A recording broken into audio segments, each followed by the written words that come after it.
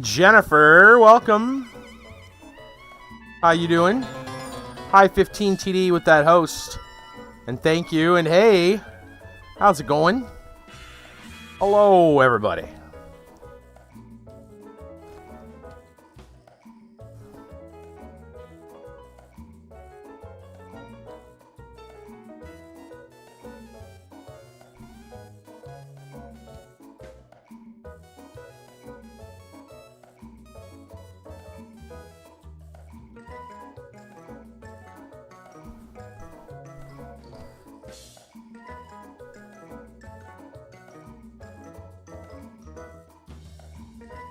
Doing much better. Things are looking up. Nice. Just love this new command. Yeah. Yeah. Kiba the Barbarian, what's going on, buddy? Thank you for the host. How you doing tonight?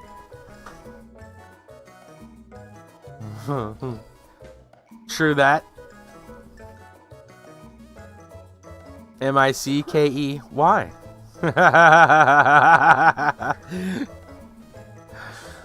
Kit Kat, welcome. Oh my goodness. Everybody's having fun with the new command. Today was beautiful outside today. It was.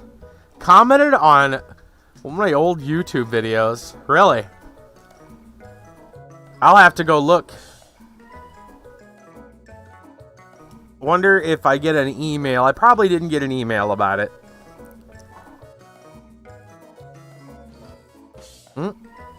Actually, I did.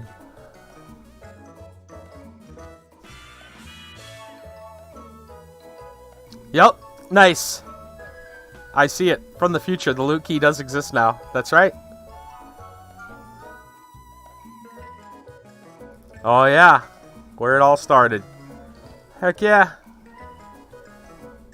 I would like... I like to think... Yeah. I would like to think that some of my suggestions may have helped shape the future of AQ3D. Maybe.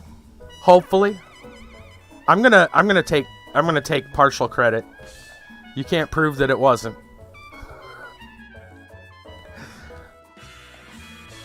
So I'm gonna pretend that it was me.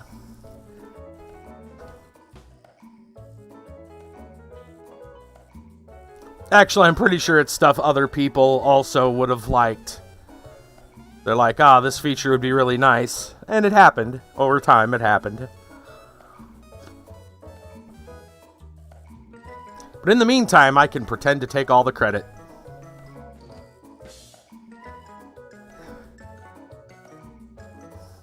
That loot key button, you're welcome.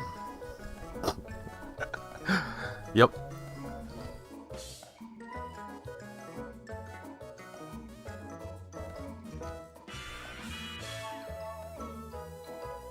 There were a couple things on that list, though. I don't know if it was all in the same video, because for a while I was doing the weekly. And the saying that goes with that is, loot and I'll deal with the inventory later. Yeah. Right? Oh, that's true. That's true. But there were a couple of things, like, asked about, you know, some more AoE type attacks and stuff like that. And we got them. We got them. So... Anyway, let's move into some Shadowrunning. Yes, indeed. Let's get running them shadows. The shadows.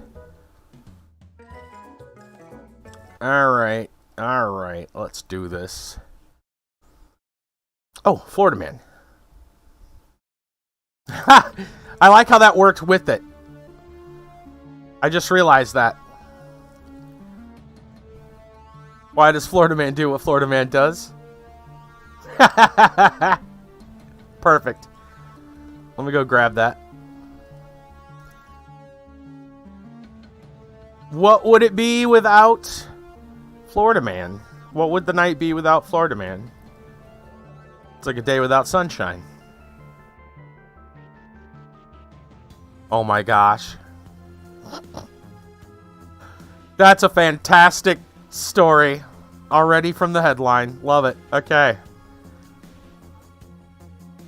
Yes, run them shadows. Yeah, I'm happy they got rid of dungeon keys too.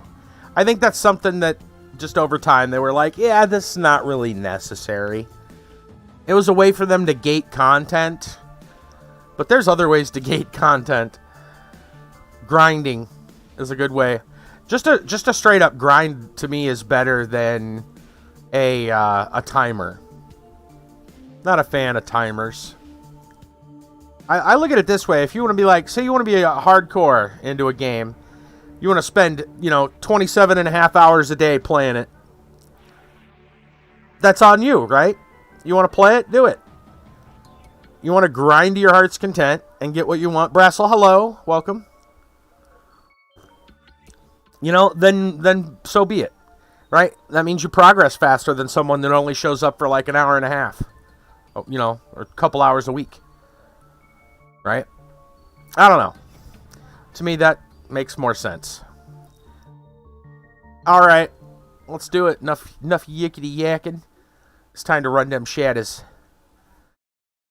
Let's see. Right, so for those of you who missed out what was going on here, we had a milk run, heavy air quotes, that ended up with our leader getting just gone. Offed and oofed. And it didn't work out. So we got we're gonna figure out what's going on after this. In fact, it was a setup. They knew our name. So we shall see what happens. I guess we can go over this while we're waiting on the loading. All right, we're good? We're good? Okay. We just got to the safe house. Oh, it just automatically went to it. Didn't have to hit the button. From the looks of it, a lot of people, they're sleeping in the shadows. That's right. They're not running anymore. They're sleeping.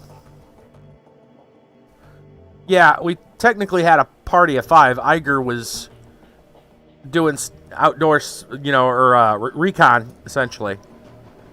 But yeah, now we're gonna make our way to our safe house. Brassel, I'm doing pretty good tonight. Everybody else been seemingly doing pretty good. I had a heaping helping of comfort food tonight. Had some fish and some like breaded fish, throw it in the oven, and some macaroni and cheese. I haven't had mac and cheese in, I don't know. I don't remember the last time I had it. I don't know why. I got a whole bunch of it. Too lazy to cook it? I don't know. Then I get it and I'm like, oh yeah.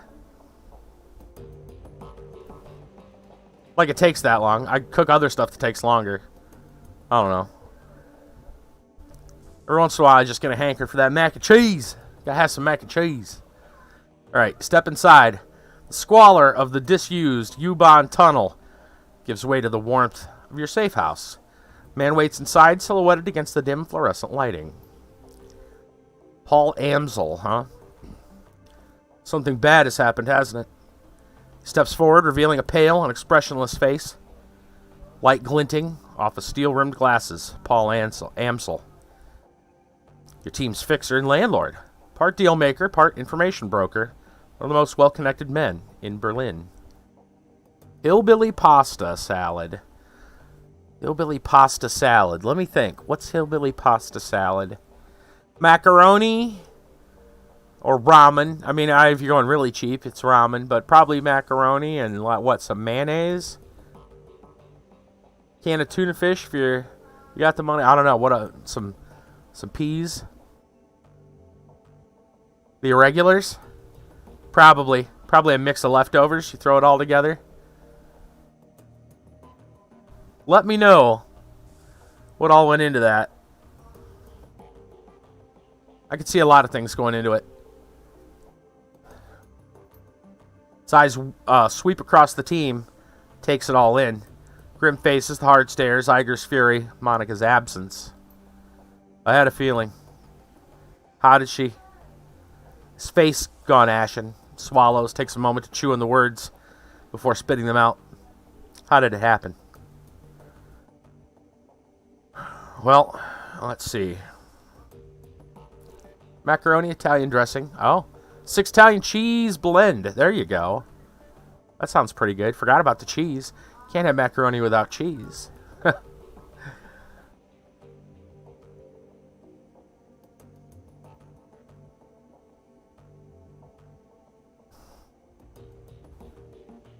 Well, he asked about how it happened. Could say the run was a setup, but that's not what he's asking specifically. Something in the vault security system got her while she was jacked in. It was over in an instant. Or the run was a setup. 1 minute she's cracking the safe, next she's on the ground. I'm going to go ahead and go with the setup option. I seen Monica hit Black IC before. This is something worse. Glory nods. Motion's robotic and spare. Monica died of a biofeedback-induced stroke. Yeah, that's right. Iger thrusts a gloved finger into your chest, and this idiot stood by and let it happen.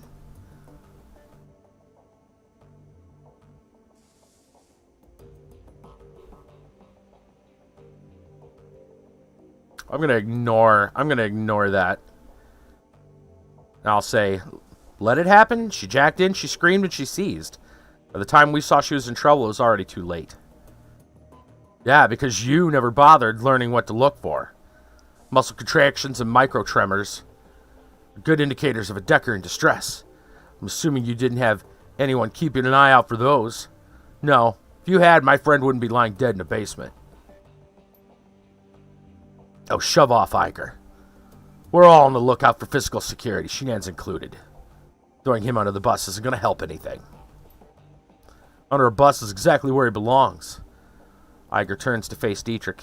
She towers over him, but he stands his ground. I respect you, Dietrich, you know that. But you don't have my training. None of you have. Monica was good. She was the best, right? She's also overconfident. She treated the job like it was a game. Do that long enough and you're going to get burned. Iger turns her focus back to you. If you'd been paying attention, you'd have figured all this out on your own by now. You'd have known Monica needed watching as much as that door. Enough, Iger. Amsel's voice is hoarse, his expression blank. Enough. Iger pushes ahead, heedless of the interruption, voice remaining measured. There's fire in her eyes. How many seconds passed between Monica's first convulsion and her plug getting pulled? 4? 5? Do you know how much damage biofeedback can do to a Decker's brain in 5 seconds? Look, this won't... You don't have to answer that. Of course you know. Monica died while you stood there and watched. This is all your fault. That is enough. Amsel's voice comes out in a roar. His fist smashes down on the desk behind him. Iger, you Shenans can have it out later, but I've had enough. We need to talk action. Our client sent you into something much bigger than he'd led us to believe. I want to know why. Right there with you. This was supposed to be a milk run. Payback isn't the only reason why we need to find him. We saw something back there. Something that we weren't supposed to see. It's fair to assume that we're all still in danger. Paul, pauses, rubs his temples. Agreed. To neutralize that danger, we need to know who we're dealing with. Let us review the events that transpired tonight. The smallest detail could be important, so hold nothing back.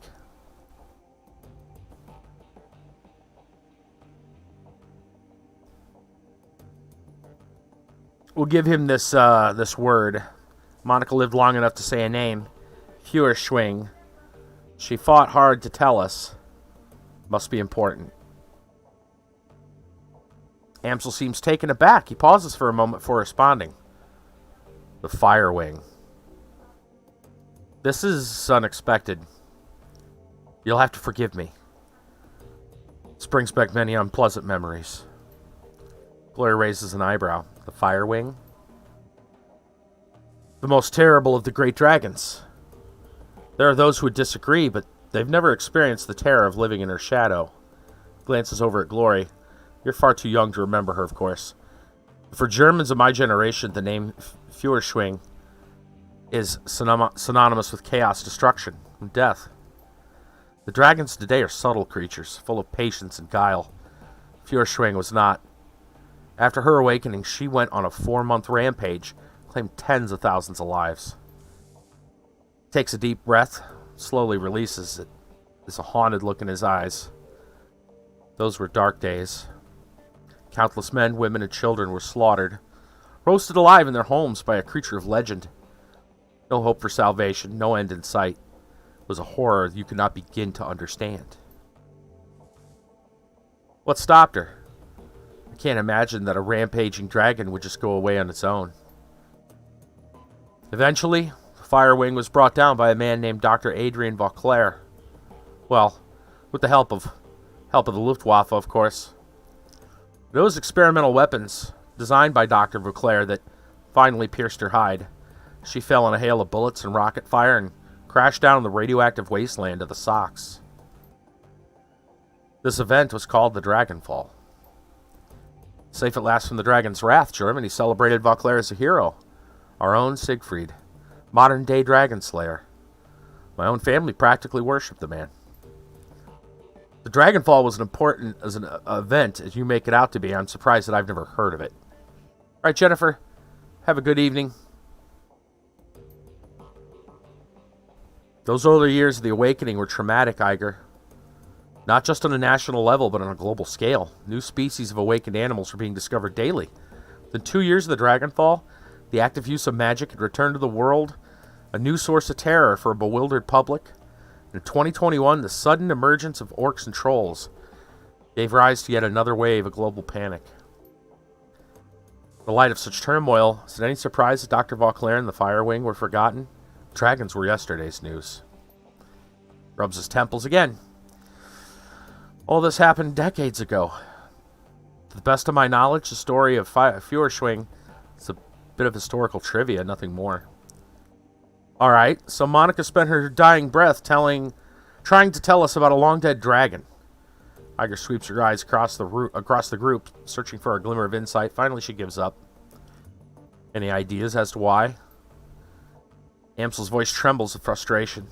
No. Doesn't make any more sense to me than it does to you. Dragonfall is ancient history. Feuerschwing has been dead and gone for 42 years. There's one thing that I do know.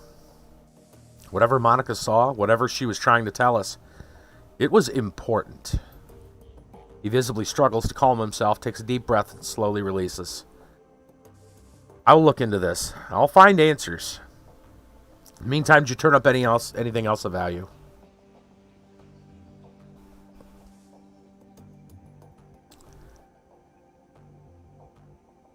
After everything went to hell, we were confronted by an orc in military-grade armor. He appeared to be the head of security. That's not much to go on. Do any details about this orc come to mind? Any distinguishing features that I could look into? He was an older guy, for one. The sound of his voice, I'm guessing mid to late 40s. Pretty old for an orc. And he had skin grafts. Most of his face looked like replacement material. The grafts came from a legitimate hospital. There may be medical records. No, that's something. We'll see what I can find out. Did you note anything else during the run that may be of value? So yeah, the estate was a front for whatever was going on down in the basement. He nods. Not much is clear. It wasn't a minor enterprise either. That facility took serious funds to build. And time. There was more to it than we saw. Places like that don't spring up overnight. And all in secret. The owners, whoever they may be, were none too pleased by your escape, I'm sure. What else did you find? That's about all we've got. Well, that's not much. Amsel nods, his face is drawn and haggard. It is thin, I agree. A basement, a middle-aged orc with skin grafts, and long-forgotten world event.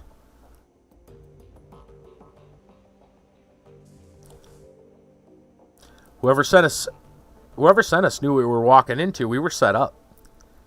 Well, it's obvious, but why? Paul's face reddens. I warned her. Told her not to take this run. She assured me it would be a cakewalk. You didn't bring it to her? No, she set up the whole thing herself. Monica was approached recently by a man who calls himself Green Winters.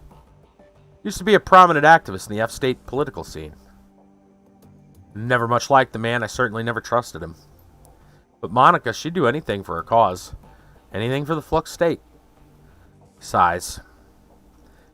Winters swore that the data he was after was crucial to ensuring the future stability of the Flux. And that was all it took.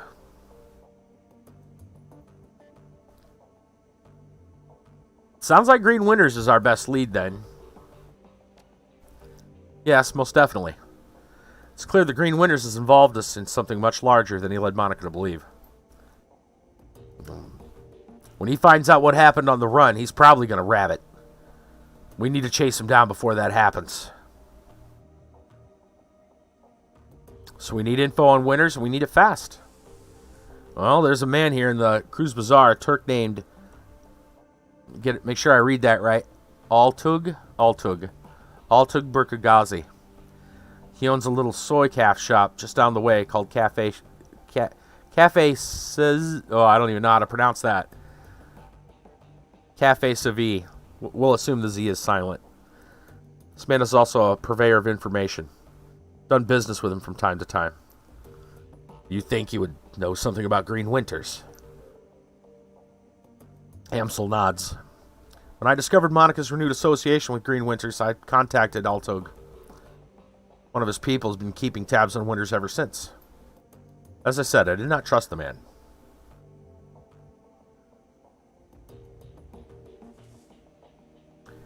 Good reason, it would seem. Talk to Altug and see what he knows about Green Winters. Very well, tell him I sent you. We'll do what I can to dig into information that you've uncovered already, sparse though it may be. Okay, this looks like we're off to go find a man named Green Winters. But in the meantime, let's see what else is available here at the location. We'll talk to Paul again. See if there's anything else. Amsel peers at you apprehensively. His eyes are bloodshot, his expression grim. Did you get the information about Green Winters? Dude, I haven't even left yet. Leave me alone.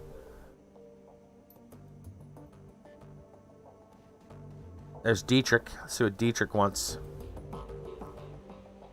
Dietrich turns his head as you approach. Aging face traced with a network of faint scars. Legacy of too many fights over too many years. While he still retains a degree of strength and vigor, it's obvious the shaman you see today is a shadow of his former self. Despite all this, there's still an aura of power surrounding the man. He raises his bottle, offering it to you. Shinan's welcome. Got a bottle of schnapps that needs sharing, and we got a fallen comrade to drink to.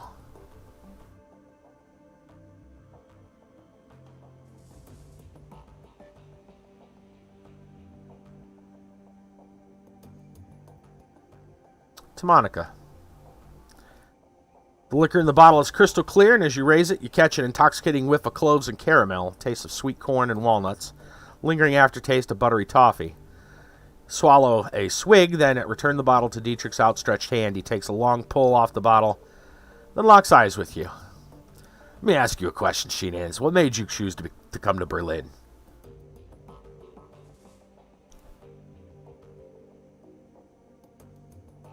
Why do you want to know?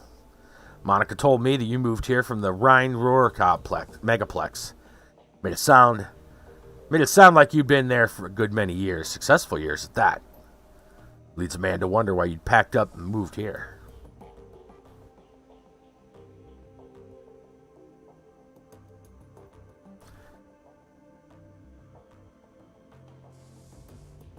Actually, I think this is our own, like, we can just make up this backstory. Because we don't really have a... This is our own, just kind of like we can choose whatever. Run went bad, and my team paid the price. Raises an eyebrow. Went bad, huh? Like the run we just came back from went bad? Worse, I was the only survivor. That's rough, friend. How'd it happen?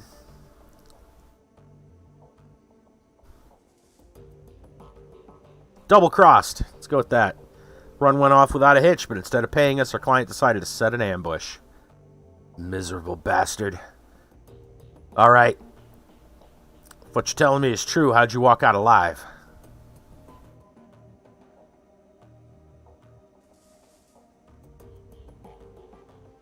Team fought like hell. We took the ambushers down, but we all got shot up. It's the only one who made it. Sorry to hear. Sounds like it was a glorious fight, though. So after all this went down, you decided to bail out of the Ruhrplex and head to Berlin. Am I getting that right?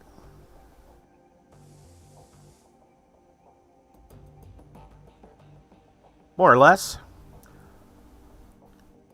Yeah, more or less. There wasn't much left for me in the Ruhrplex, and Monica made a hell of an offer. Ah, yes, Monica. He raises the bottle again, closes his eyes, takes a long drink. After the moment has passed, he returns his attention to you. All comes back to our girl, doesn't it? So let me ask you. So what was your relationship with Monica anyway? I know you two knew each other way back. She was pretty coy about these things. Are you always this inquisitive? Yeah, I suppose. My life's an open book, so I guess I just sort of figure everyone else's will be too. How about it? Want to fill me in? Friends. Let's say friends. Right there with you. Privileged to say so. She's one of the best women I've ever known. Anyway, taking enough of your time. The bottle's almost empty. Thanks for taking the time to talk. For what it's worth, I'm happy you're here with us. Takes the final pull in the bottle, tips it forward, pouring the rest on the ground. Rest in peace, Monica. We'll miss you, girl. They got a dog?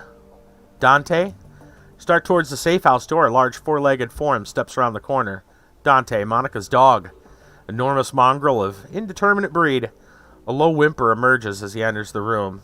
Head hanging low. Oh, shit. Dante. Dietrich shakes his head. Don't worry, boy. We'll look after you.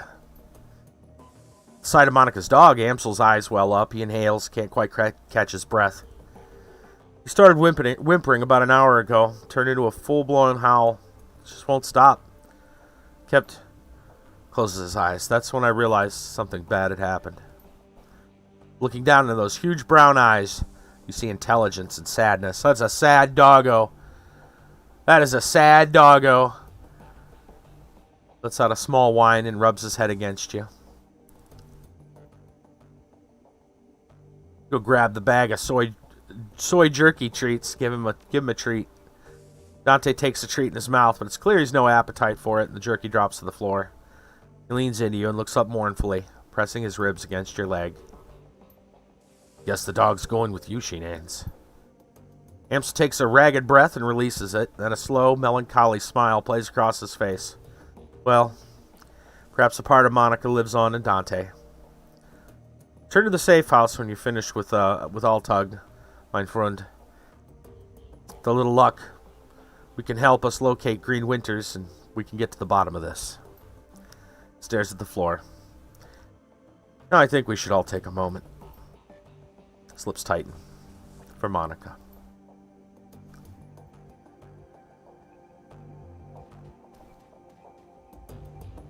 Let's see what else is going on back here. Okay, this... What is it saying? That's probably going to lead us out. Oops. Wrong button. There we go. Let's go this way. Oh man, we got a doggo. Got us a doggo. He's on our every step. This is our equipment and stash. Okay. Well, I don't think we have anything in stash. We just got home. Well, let's talk to Iger. I'm sure Iger will be a bundle of joy to talk to. Iger glares at you. You can taste the bile in her stare. She clearly still blames you for Monica's death. Something I can do for you, fearless leader?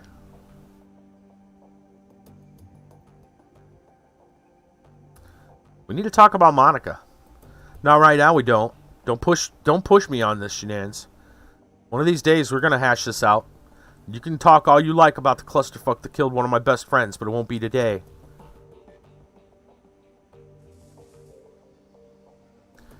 Alright, get the hint. Give you your space. Good call. What an ass. Some people are short-sighted. Gloria is beautiful in a waifish sort of way. Her features are almost elvish in delicacy.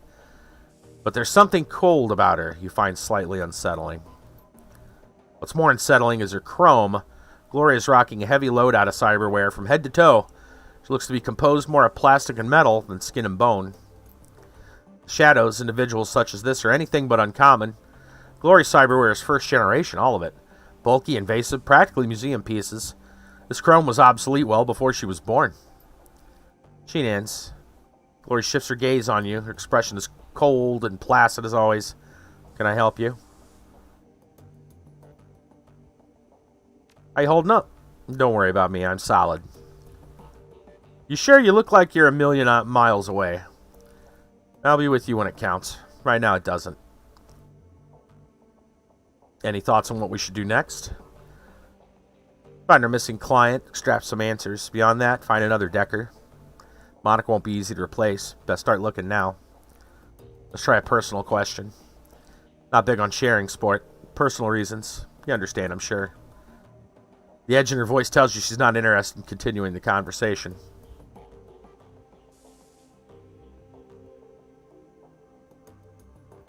I understand, but I still need to talk to you.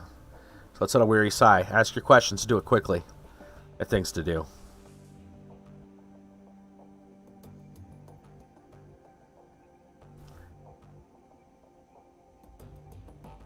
Can't help but notice you seem guarded and withdrawn. That's my problem, none of your concern. Okay.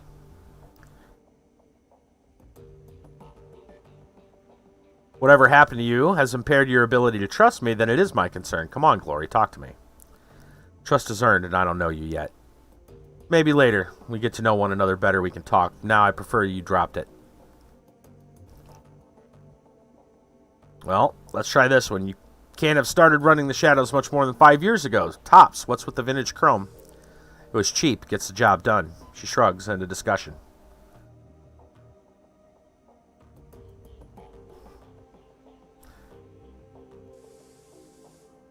I don't think so. I've known a lot of street Sams in my time. Never met anyone who voluntarily installs cyberware that old. You're right. There's more to it than I'm letting on, but I'm not interested in talking about it. Okay. Fine with me. Anything else you need? You're not talking about anything, so suit yourself. Mysterious.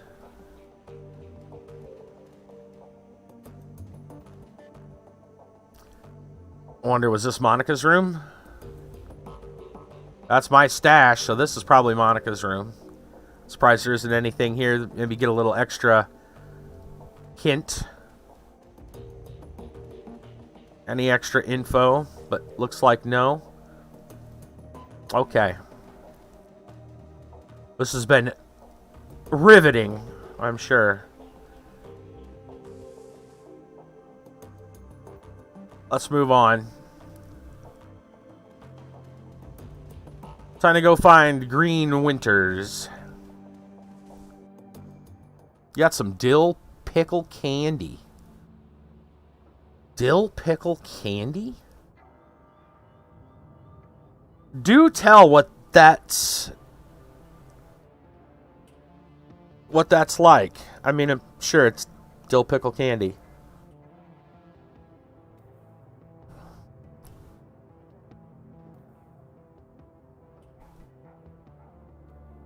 Huh.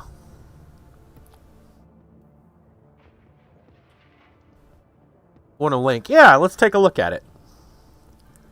Let's take a look at some dill pickle candy. I'm gonna save where we're at.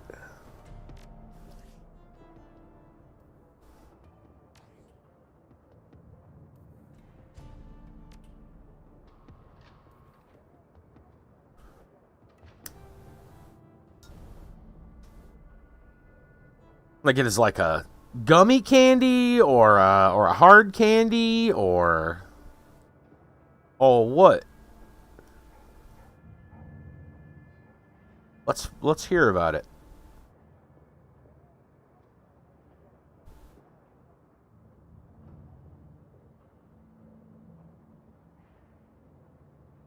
Hard candy. Okay. Let's check this out.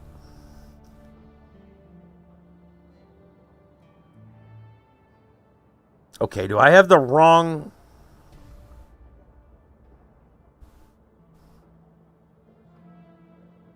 That says shaved ice snow cone.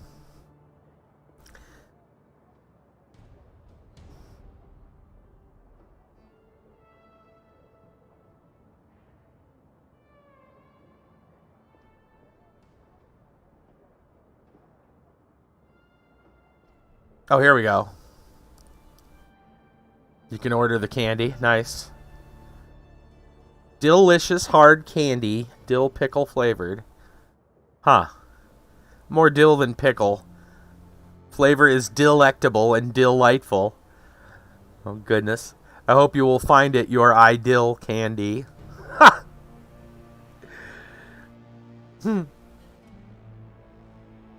Interesting.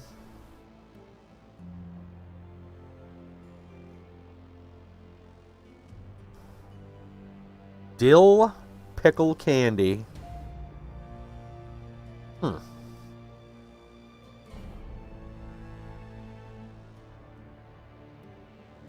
a little video there to go with it. Oh, it's like a taffy thing, I see. Just from the thumbnail, I can already see there's like they're doing like a taffy pull deal. But it's like, well, I said it's a hard candy, so it's kind of like, I'm only guessing here. I'm going to mute this so I can just take a quick peek at it. But I assume it's kind of like candy cane in the sense of the way that they make it. That's what it looked like.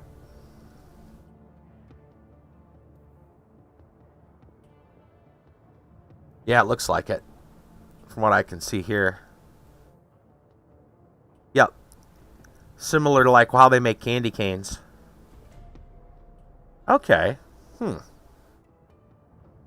Oh, and then it's pressed into a shape. I'm just thumbing through the just kind of skipping through it here.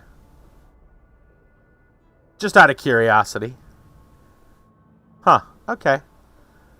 Interesting. All right. Let's get back to the matter at hand. Apparently down this a ways is who we want to go talk to, but I see some other people around. Let's go see what's going on.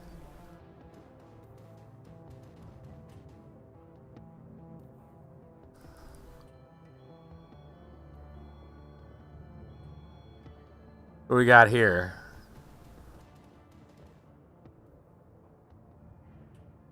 Where you stands a troll, though it is a stretch to say he is standing at all. Yuck. Yeah, I don't know what to make of that. I don't know what to make of that. I can't quite tell if that would be... what that would be.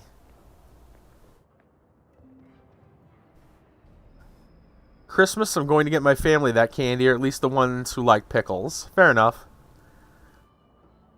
It does sound kind of interesting. That's one of those like, huh, I'd have to try it.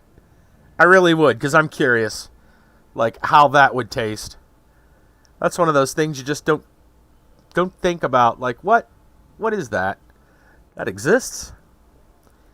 His great mass is barely held upright by two vintage prosthetic legs, along with a crutch under one arm. His body clicks and hums with every shift of his weight. Despite these disabilities, his eyes are sharp and calculating. I know you. You know Monica? Sure I know Monica. You one of hers then? There's something you should know about Monica. Something happened to her on the run. You know something about it? Just what my eyes and ears tell me. I had a feeling besides. Monica almost always comes around after a run to check on everybody. She's long overdue. Now here you are in her place. So she's either severely wounded or outright dead. Which is it? The only reason you ordered it. Not going to order it again for yourself, but it's okay and interesting. Fair enough. Yeah, that's one of those kind of, like I said, that's a flavor that you you just don't think about. Like, what? Dill pickle candy? What? Say what? Which is it? Afraid she's gone. Grizzled Troll nods grimly. Servos in his prosthetics complain as he let loose a heavy sigh. Well, that is a shame. She's one hell of a runner, that one. And a good friend. I'll leave you be.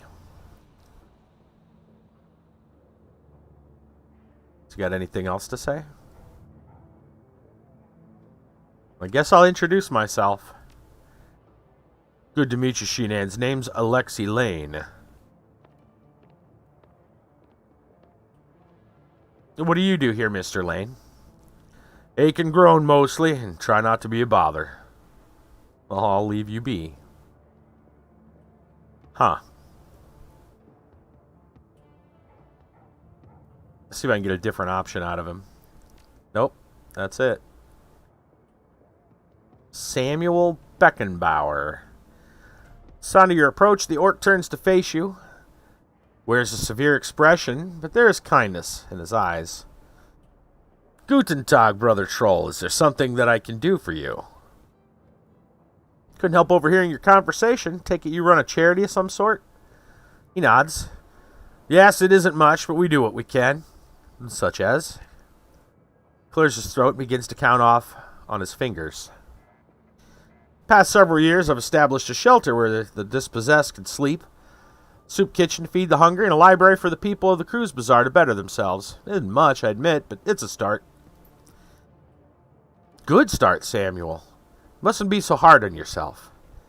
There are limits to what one man, even a determined man, can accomplish. This is true. Nods to the orc at his side. Thankfully, some of the residents that I've helped over the years have come back around to help me. Got 15 assorted orcs and trolls from all around the cruise bazaar working with me now. They help me man the soup line, stock the library shelves, and do all the hundreds of other little things community organization needs done every day. These extraordinary individuals are living proof that what we do here has value. They're my inspiration to continue forward. She beams at the compliment. From her body language, it's clear that she idolizes Beckenbauer. Now, do you have any more questions? If not, I'll bid you a good day. I don't wish to sound self-important or rude, but there are many pressing matters to demand my time. Orcs and trolls, that mean there aren't other races welcome? Well, it's taking a rather narrow view of what we do. Yes, it's true my assistants are all members of the goblinoid races. It's also true that before they accepted my help, they were thieves, gangers, deadbeats. It's not because they were bad people. It's because those of us with the goblinoid traits are feared, mistreated, and denied gainful employment by a society that hates us. I hire only goblinoids, because mainstream human society's created a need for me to hire only goblinoids. The orcs and trolls of the Cruise Bazaar deserve a workplace where they can be treated with dignity and respect. All that being said, our services are available to all. We wouldn't turn a desperate person away, regardless of that person's metatype. Even humans, the most privileged of all races, are welcome at our door. Isn't that what's most important?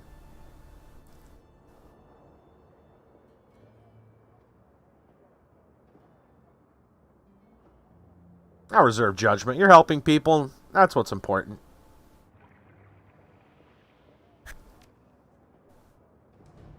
He nods slightly. Good of you to understand. Now, is there something else you'd like to talk about? I don't know. Let's talk about your organization. Of course. Are you accepting donations? Oh, of course. We're actually desperate for them, truth be told. People seem more intent of taking care of themselves than they are providing for the less fortunate. Of course, these concepts are not unrelated. Poverty rates increase, so does crime. Assisting the needy increases the quality of life for all. In any event, our shelter has some basic needs that desperately need to be filled. Walls of the shelter are not insulated, and the new blankets go a long way toward keeping our guests healthy and comfortable. Ideally, we'd like to purchase some space heaters as well. 250 new yen, we could make the purchase. Whatever you could spare would be most appreciated.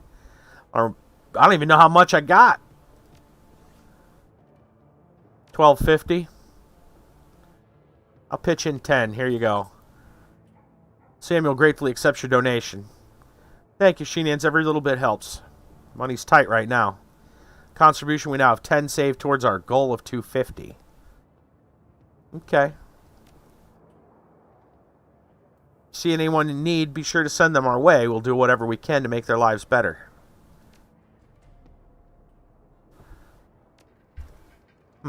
Alright. Now, for some reason, we can go down into the U-Bahn platform,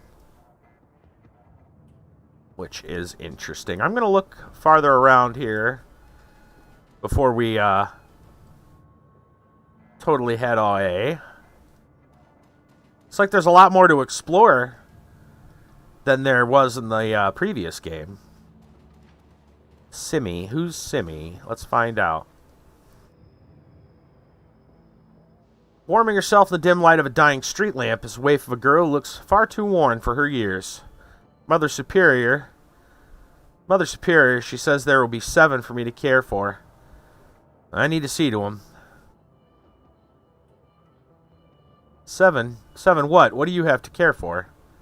Captain's children. Mother Superior says there are 7. She says I'm going to be governess to the children. Notice a chipjack poking up beneath the young woman's unruly hair. Vacant look in her eyes marks her as likely BTL junkie, lost between reality and any number of better-than-life virtual constructs. I need money to get back to them. Look, do you know Monica? Monica, is she one of the sisters at the Abbey? No, wait, Monica. Flicker of recognition fights through the haze of the young woman's eyes. Yes, Monica. She's good to me. Brings me food to eat and tea to drink. I'm afraid I have some bad news for you. Despite the woman's persistent delirium, she seems to glean meaning from your tone. She died? Working a job, yeah. The girl grips her head with claw-like hands, tugging at her hair as if she might pull her brain out through her skull. I don't like this, but I can't switch it off. The girl's frail body shudders, her eyes grow large. She does not sob, instead she smiles, a sad smile, which looks to have been worn all too often. She will go to heaven, she told me. It's a place for good people, stillborn babies, and childhood pets. She was a good person. The girl begins to mumble to herself while fingering the hair that covers the jack in her head. The story sounds familiar. Captain Von Trapp is very well known and respected. The poor dear lost his wife and the children and their mother. Oh, God. Okay. A child should not be without a mother, and a mother should not be without a child. Have you seen the captain? Yeah. Need to rejoin the children. Yep. You have fun singing.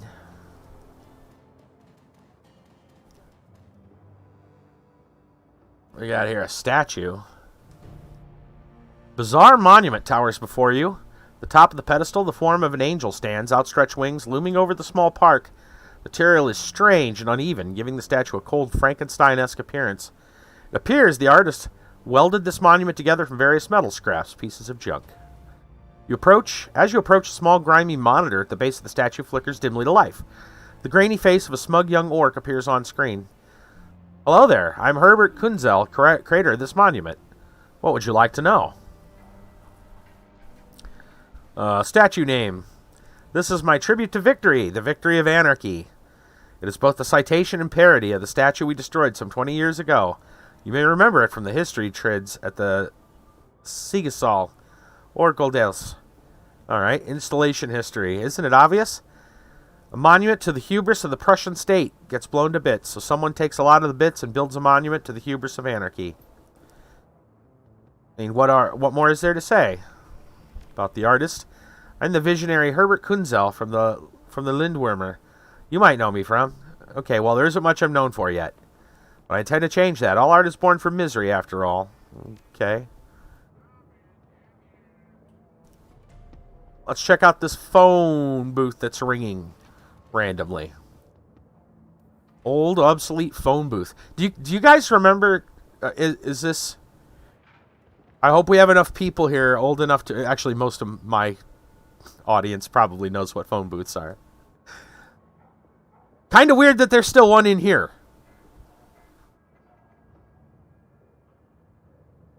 Anyway, an old obsolete phone booth that's ringing. Sure. Monotone, pitch-adjusted voice begins speaking almost immediately. The Shockwell Rider's contact for this quiz is no more. Shinen's is listed as a follow-up contact. This is our only secured line to this quiz. Please listen to the following instructions carefully if you are a supporter of our cause. Well, it's recording, I think. But let's try to ask. Well, the Shockwell is fighting for the freedom and liberty of information in Berlin. The F-State manages many things, but information remains controlled. Corporations keep any information they can under lock and key. Silencing dissent, silencing indiscretions, silencing the truth. Our goal is to liberate this information, so that any who wish to may access it, and so the F-State can regulate itself based on truth. We are simply a collective of like-minded individuals working toward this cause. We'll keep on listening. We have phone booths in strategic locations throughout the city. Within each one, you may find a request posted for specific information. If you can obtain a copy of this information, return here and submit it via the port below the receiver.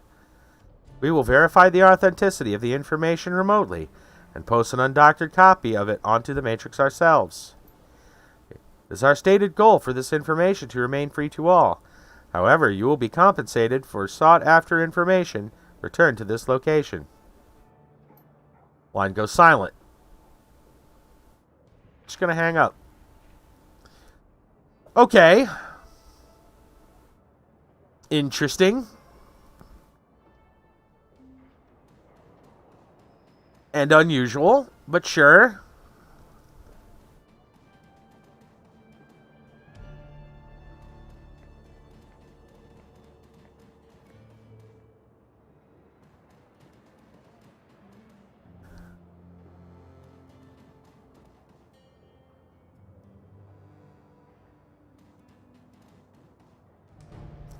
Anything down the dead end? Nope.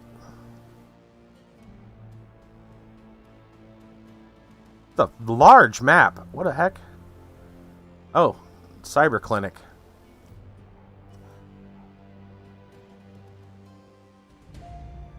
Let's go take a look. Maybe this is, you know, how we get our stuff.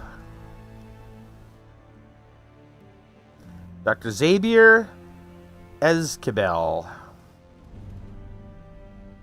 As you approach the elf, you notice he's in mid-conversation. His lips move rapidly and his voice comes out in a low, quiet tone. The glossy plastic shell of a high-grade comlink glints on his wrist. You know, I don't think I need to listen in. We'll just let him finish. Step away from the doctor and wait for him to finish. Soon enough, presses a button on his comlink, looks up at you, $1 million smile on his face. Sorry about the wait, my friend. Welcome to the triage cyber clinic. Extends his hand to you. Dr. Ezebiel Ezkibel. Your name is? Shinan's. Pleasure. Pleased to meet you. What can I do for you today? Oh, we can look at your medical supplies. We don't have too much of anything right now. We should probably grab a med kit. Actually, let me view. Yeah, it's empty. I can't see what's on myself, unfortunately. Oh, can I? I have one basic med kit. I think I'm going to get another one. Yeah. Okay. Anything else, Doc? Cyberware. I guess we could look at it, though we're not going to be able to afford any of it. See if there's anything here that Probably about the same as what there was the last time. Basically the smaller stuff for now. Okay.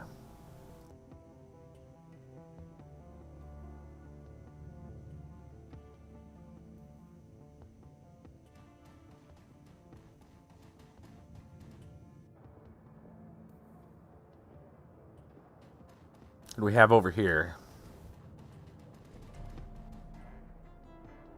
Looking for some magic, mein friend?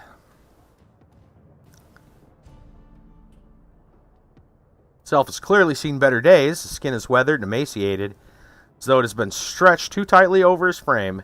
Track marks line the crooks of his arms. Dirty bandages wrap his knuckles. Despite all this, he seems cheerful enough.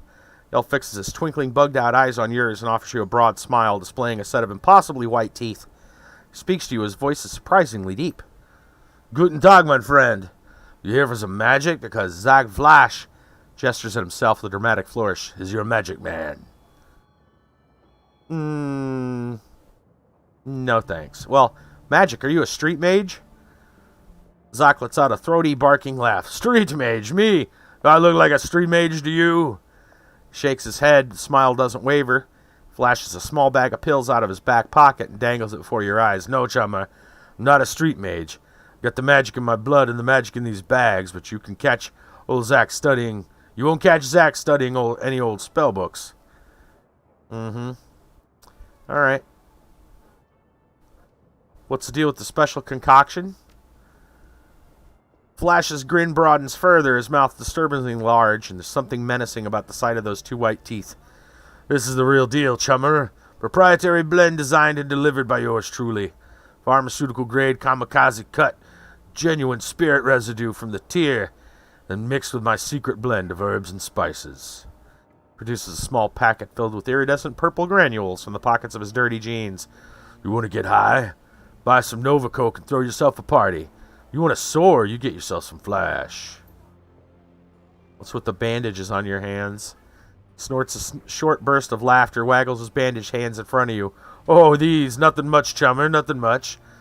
Tussled with a spirit back in Amsterdam, you know. Elves are very spiritual people. You fought a spirit with your bare hands, huh? Did I say fought? Zach winks at you, smile twisting up into a licentious smirk. Can't help noticing his eyelashes appear to be dusted with glitter. Nah, chummer, Zach Flash is a lover, not a fighter. We partied, then we tussled. Hard not to get banged up under the circumstances. Right. What were you saying about elves? Elves, you know, my people, creatures of the spirit. Got the magic in our blood, whether we sling spells or not. I'm telling you, I've talked to spirits all my life. Nothing to do with praying to a totem or studying spellbooks. Lowers his voice to a conspiratorial whisper. Between you and me, my mojo is stronger than any Corp Waves mages. Take those rat scum bastards that has technology. They cast spells all day and all night, right? Fire this, lightning that, just toss them around like candy. Right. Well, me, I'm just doing my thing, not casting spells. I'm storing up my energy, saving it. You imagine how much magic I have? I don't think that's how it works. You know what? Yeah, hey, great. Good for you. Store that energy. Offers a broad, exaggerated wave. Later on there, chum of mine. Alright, it's your friendly neighborhood magic salesman. Heavy air quotes. It's got some magic for you.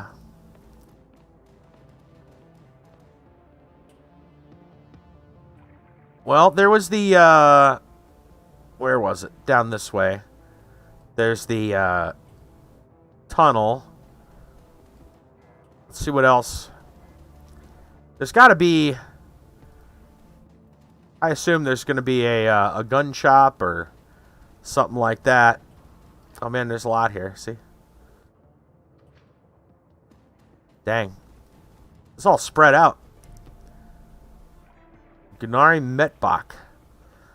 Romani Patriarch is an impressive figure, an enormous man in his late 60s, burly, broad-chested despite his age.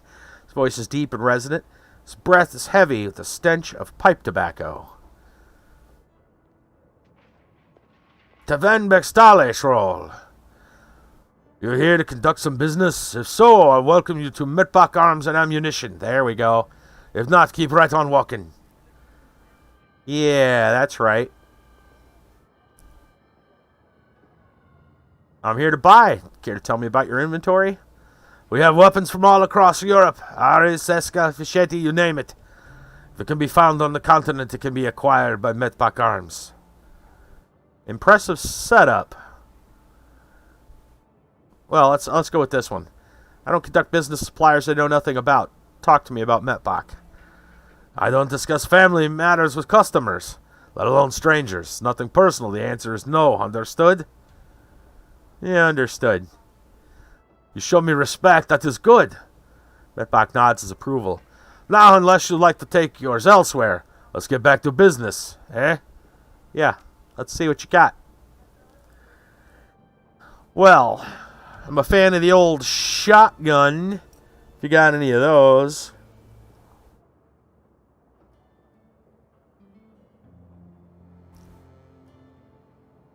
Got a smart linked Benelli. I think I'm sitting on a street sweeper right now. Actually, which does it show me? Let me go check. Sawed off Benelli, 10 damage.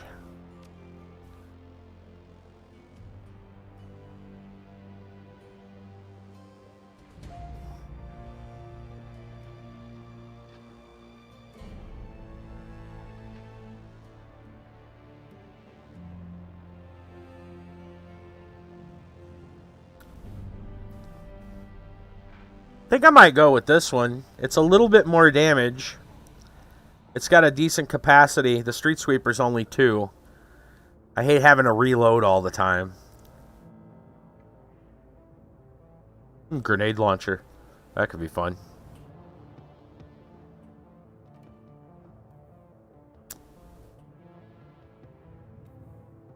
Do we have armor? Actually, we should look and see what else we actually have. Apparently we got no armor right now. Armor might be a good idea. I like the sound of that.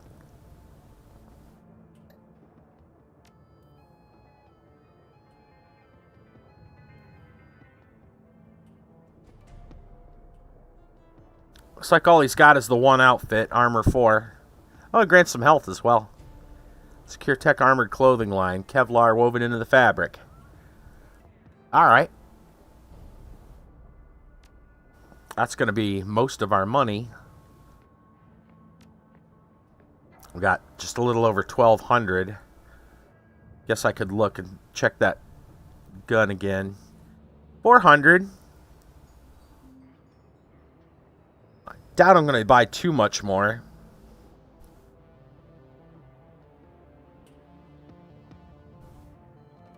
What if I'm... Well, hopefully I'm not going to need any backup for what I'm going to go do at the moment, which is go talk. Hopefully it's just talk, but... What's my current capacity on my other gun? Capacity 4. You know, maybe I'll just wait. It's also capacity 4. I think I'm going to do that. I'm just going to get the suit.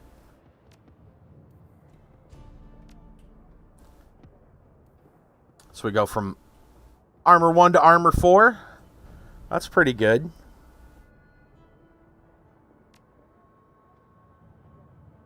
Okay. I guess it took some time to have to reload the image. Okay. Do you want to say anything else now? Ask a few questions, maybe? You make a purchase, you ask many questions you like. Corner of his mouth twitches upward. Make a big enough purchase, and who knows, I might even answer a few. What would it be? Buy some guns, or will you be on your merry way? I already talked to you. Be that way.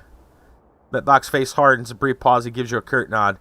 Very well, Gajo. But if you come round again, you come with money, you come to buy, understand?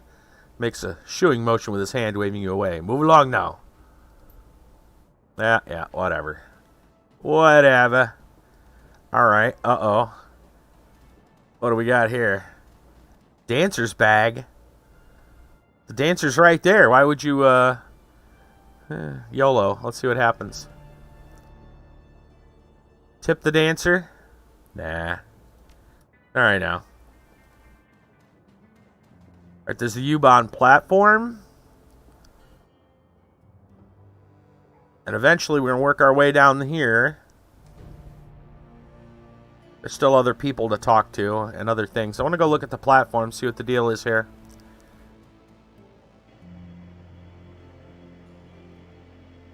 Looks like it's how we're going to get from point A to point B. That's what it looks like.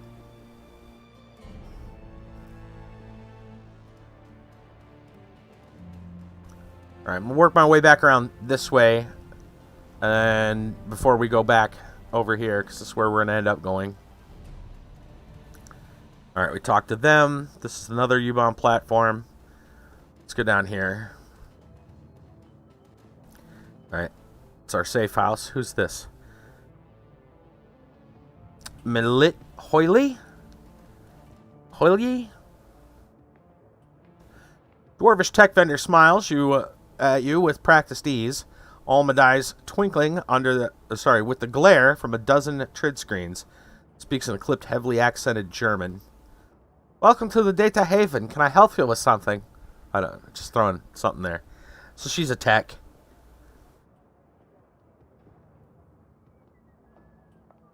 I don't really need tech. Just gonna be cyberware and stuff. We'll look real quick. Yeah. Yep, that's what it is. Okay.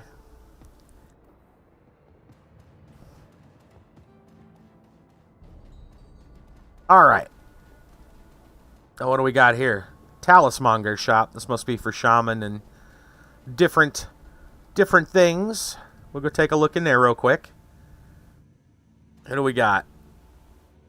Absinthe, huh? Something about the young elf behind the counter makes your breath catch in your chest. She's lovely to look at. It's a strange kind of beauty. Her eyes are large and luminous and possibly green. She looks up at you. You can see that her irises are flecked with iridescent gold. Hello, and welcome to Algernon's. Perhaps I can help you with something. We know Algernon. He's just chilling out right there.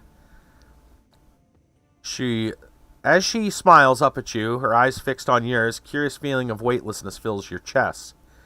Feels as though you're floating in a warm, calm sea. A gentle current pulls you closer to Absinthe. The sensation is pleasant. As you drift, the golden specks in her eyes begin to move. Uh-oh. I don't have an option other than to look. I don't have the willpower to look away. Uh-oh. Golden specks of the elf's eyes shift and swirl, picking up in speed. It's mesmerizing.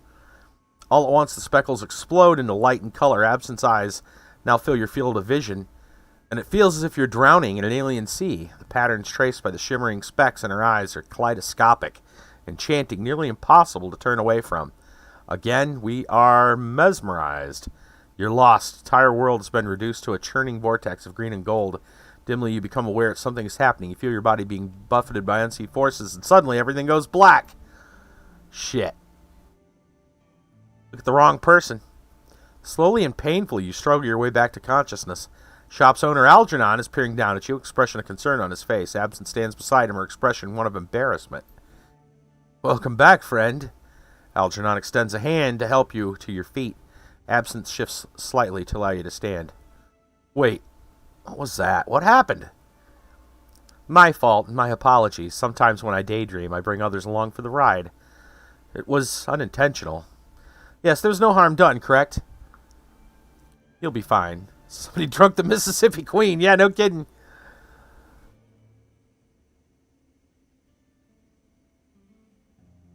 Harmless? I don't think so. Step away from me, elf. I want nothing more to do with you. She's trouble. Probably not a good kind of trouble. Greetings, young troll. The elf's voice is smooth as silk and rich as clotted cream. Something about him instantly puts you at ease. I'm Algernon Half-Dream, the owner of this establishment. In my shop, you'll find only the finest in magical paraphernalia. Now tell me, how may I serve you? Let's go with a question. You are in luck. I have a great many answers. What's the deal with your assistant? Something funny about her eyes. Absinthe is a friend, nothing more. She helps out around the shop if the fancy strikes her. She's nobody's assistant, son, and I am nobody's master. Yeah, but what about her eyes? Pauses for a moment, considering. I believe that they suit her personality. Now, is there anything else you need to know? What's your story? Have you been in the cruise bazaar long? I have many stories. Stories of dancing sprites, raging dragons, unchecked magic, and swarming chaos. All of these stories are true. As for the cruise bazaar, I've always been here, quietly peddling my wares. It's a simple life, but it's a good one. He's not always just been there. Now, is there anything else you need to know? What kind of magic do you practice? Shamanic? Hermetic? Personally, the true kind, but I sell goods tailored to all traditions. In my shop, we do not discriminate. Now, is there anything else you need to know? We'll look and see. We'll look at the shop real quick. Right. An apprentice's outfit. So that's interesting.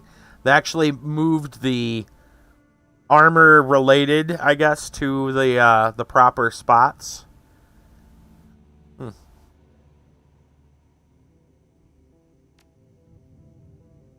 Okay. I'm afraid. Should I look at her again? Keeps her eyes hidden from view. Please excuse me. I have work to do. Probably not a smart idea to be looking in her direction. Alright.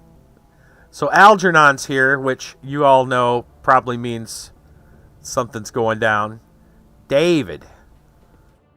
Who's David? A pair of round eyes peer at you from under the hood of a grime-smeared winter coat. You recognize him as David, one of the Cruise Bazaar street kids. If you had to guess, you'd place him in his mid-teens, though it's difficult to tell beneath the grime and acne marring his face. You've seen him following Monica around between runs, chasing her heels like a lost puppy. She always seemed to have a soft spot for the kid. Oh, hoy, Sheenans, you seen Monica around? I've been looking all over for her. I'm afraid I have some bad news for you, kid. Kid blinks, blank expression on his face. She's dead, isn't she?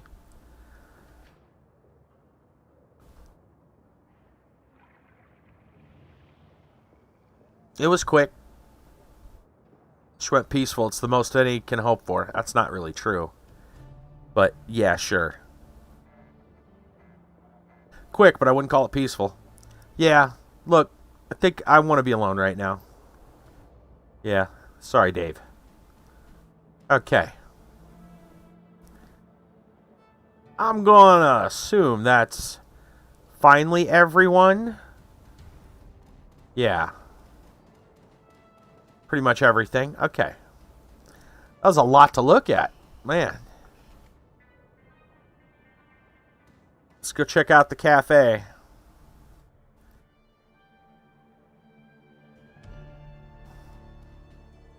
Alright, looks like there's nobody else to really talk to. Well, it was a menu board, huh?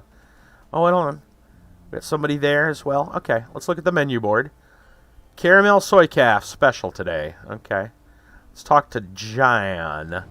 Jan Goldschmidt. Hello, my friend. Voice that comes from the man in the chair is enormous as its owner. Deep, booming roar dripping with unrestrained mirth. Fine day for a soy calf, yes? Every day is a fine day. From the back of the store, the voice of the shopkeep cuts you off. Don't mind the fool in the chair. He roars like a traumatized walrus, stewing all day in his own sweat. Man behind the bar stares at Goldschmidt, his upper lip curled in disgust. I tolerate him only because he takes his soy calf by the bucket. Goldschmidt responds with a raucous belly laugh. Apparently, he finds the shopkeeper's insults to be hilarious. Tug, my friend, you are as quick-witted and sharp-tongued as ever. I bow to you. You wouldn't mind. Once again, the shopkeep cuts in. To bow to me, you would first have to vacate your chair. The shopkeep claps his hands together, clasping them in front of his chest. Soy is not very healthy for you? Probably not. I shall summon a team of determined young men and an ox to assist with the task. With luck, you will be on your feet by nightfall. Damn. Goldschmidt smiles up at you, his small eyes glittering. Enough of the senseless bickering. You have approached me for a reason, yes? Tell me, what can Jan Goldschmidt do for you?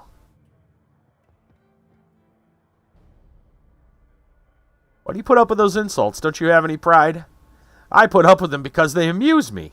The fact that they amuse me infuriates my dear friend Altug, who in turn hurls more insults. Goldschmidt raises his soy calf cup in salute. And thus the cycle continues. It's 2 years now that I've been your customer, yes, Altug?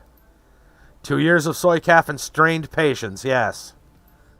And I remain happy, and Altug makes money. Ideal business relationship.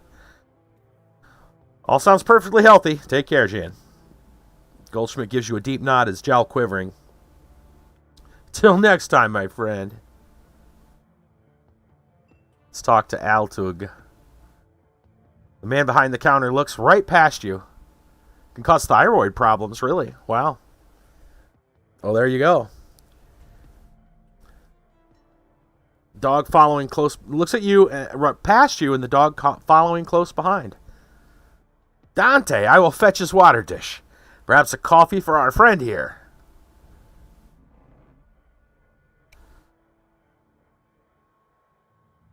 Paul Amsel sends his regards. When he hears Amsel's name, wow. When he hears Amsel's name, the Turk's voice lowers. His accents become less exaggerated. His eyes take on a knowing look. Ah, very good. Please express to Herr Amsel my appreciation of his patronage.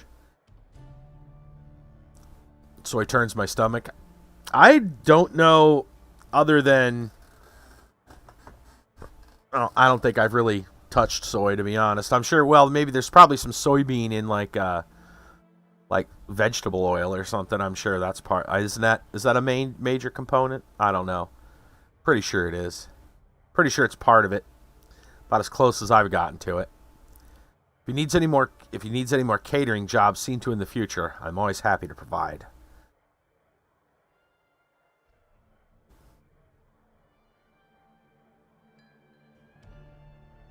Paul is always pleased to send business your way, Herr Berkagazi. He was hoping you would discuss some of the details of his Green Winter's order with me. The coffee shop owner offers you a smile. Of course, Herr Amsel is too kind. Berkagazi turns his head and calls into the back room. Camille, come! A young woman bustles in from the back room. Her gum chewing is loud enough to hear over the noise of the coffee grinders. Berkagazi spits something out in rapid-fire Turkish. As you wish, uncle. I will see to it right away. Camille offers you a shy grin, snaps her gum, and hurries back into the room where she came from. My girl Camille is arranging to make contact with the chef as we speak. This will likely take some time. My chef is a busy man. While we wait, I wonder if you would be so kind as to run a small errand for me. A trifle, really.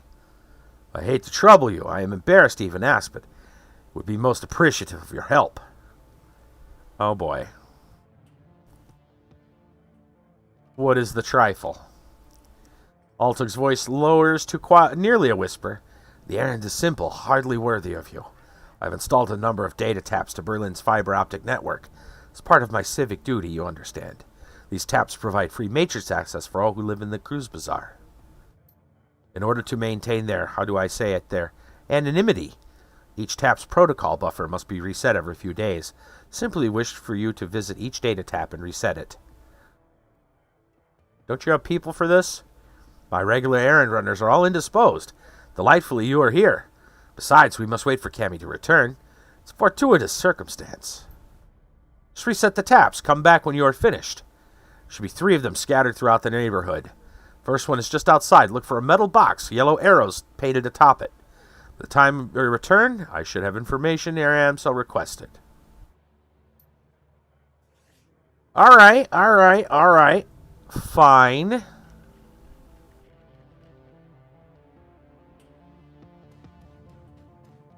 Sounds simple enough. I'm sure I won't get in any trouble for it.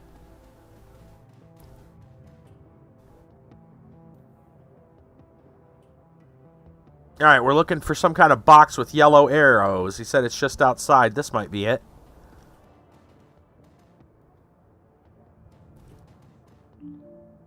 Okay. 1 of 3. Time to send me around town. Because I didn't already explore it for myself. Not everybody does, I suppose. You know how it is. This is the "we're going to force you to go look around town in case you haven't already" quest.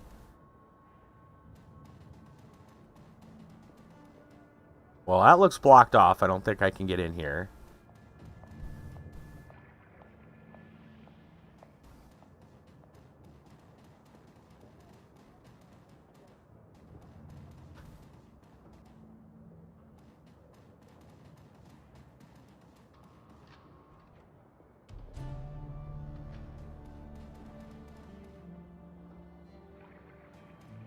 Check the little back corner. Yeah, figured there'd be one back here so we could find the phone booth.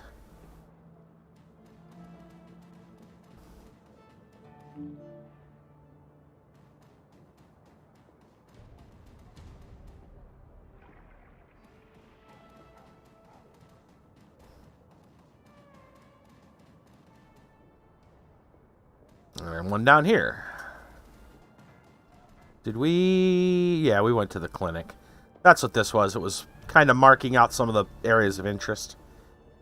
As you were resetting the data tap, you notice someone has duct taped a small homemade receiver to the system. An earplug dangles from the receiver. Let's take a listen. The sound of heavy machinery makes it difficult to hear the words that are being spoken. After a moment, you can make out two distinct voices. A nasal woman who sounds like a heavy smoker, and a man who speaks in a high-pitched, breathy tone. Nasally woman. Just heard Monica. Need to verify. Good for us. Let's listen some more. Sound like a conveyor belt starting adds to the noise of the machinery. Can't make out anything else till it comes to stop a minute later. Think our next step? Wait. Isn't ready to make a move yet. To be patient. See who steps up. Could be someone more. What the hell is this? Conveyor starts up again. You hear the sound of machinery. Sort of motorized vehicle starts up, drowning out everything else. Bell rings loudly again and again. Sounds like a telephone. You hear the sound of a door slamming shut. The noise of machinery is muffled. There's a rattle of plastic and the ringing stops. The nasal woman's voice can be heard, again in a sing-song tone. Guten Tag, how may I help you? Silence. Tone changes, becomes businesslike. I heard. Yes, he knows.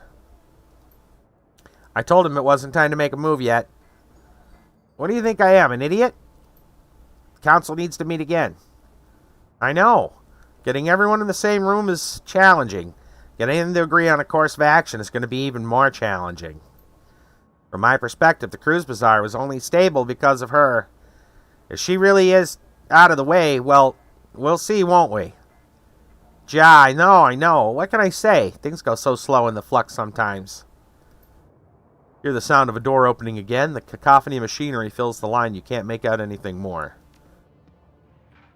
Huh.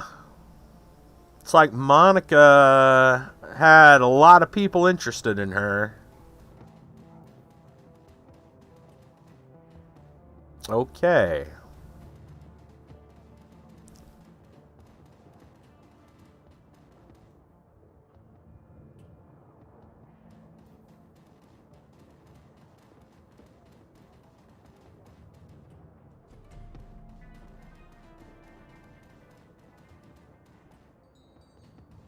Well, we got all these things reset, so let us go see what else going on at the cafe.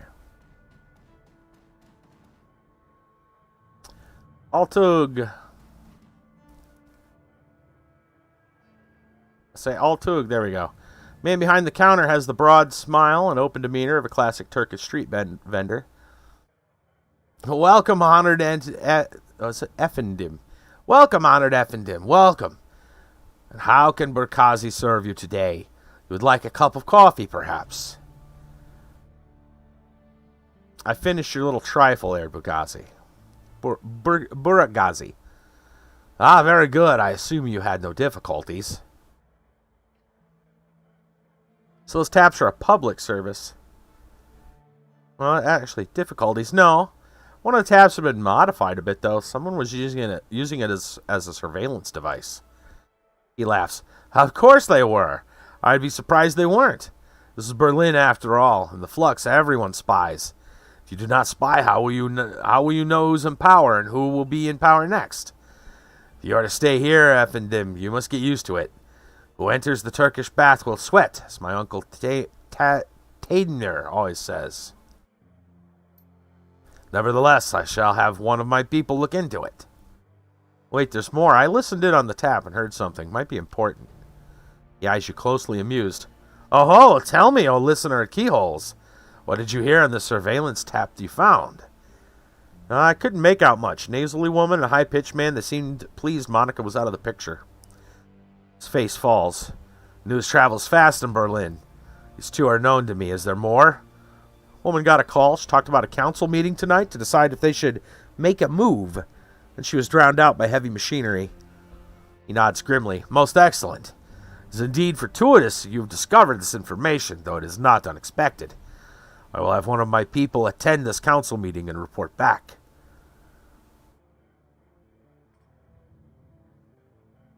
I'm pretty interested. Let me know what happens. With that out of the way, let us return to our pressing business. He barks a stream of rapid-fire Turkish, and the gum-chewing young woman comes hurrying out to the counter. The menu for Amsel, uncle. Kami hands you a folded piece of paper, and inside is a memory stick. Please extend my consolations to him. The death of Fräulein Schaefer must have hit him hard. Burakgazi gives Kami a small nod. She hurries out of the room. She's gone. He returns his attention to you. Please express my condolences as well. I only just heard the news. Monica was an important part of this community. If you know how important. Memory stick Kami just handed you should contain all the information Herr Amsel requires for our chef. Our chef in the field. Not our chief, our chef.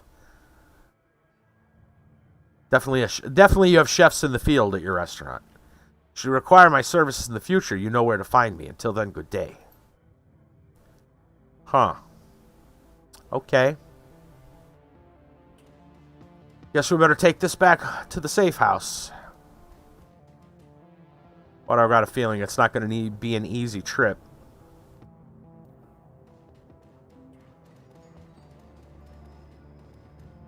How's my karma sitting? 6 points, huh? Let's see if there's anything I really want to do with it.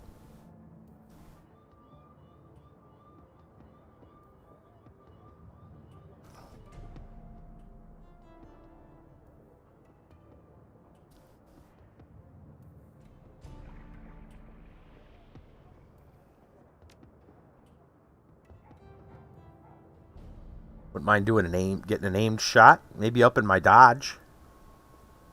Not a bad spot.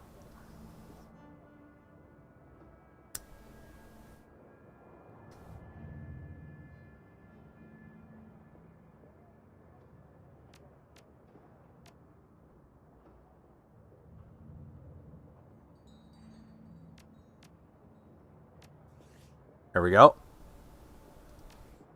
Okay.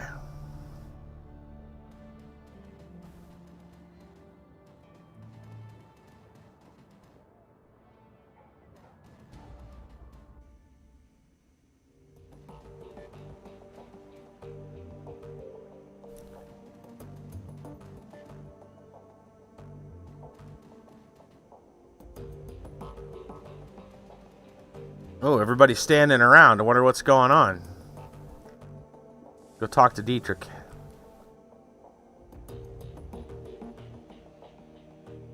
I got nothing more to say, boss. Let's just get this run taken care of. You can hit me up again later if you want to talk. I guess we're going to probably talk to them afterwards. This isn't the best of times. Come back later. Yeah. Let's just go straight to Paul. Shenans. Amsel peers at you apprehensively. His eyes are bloodshot, his expression grim.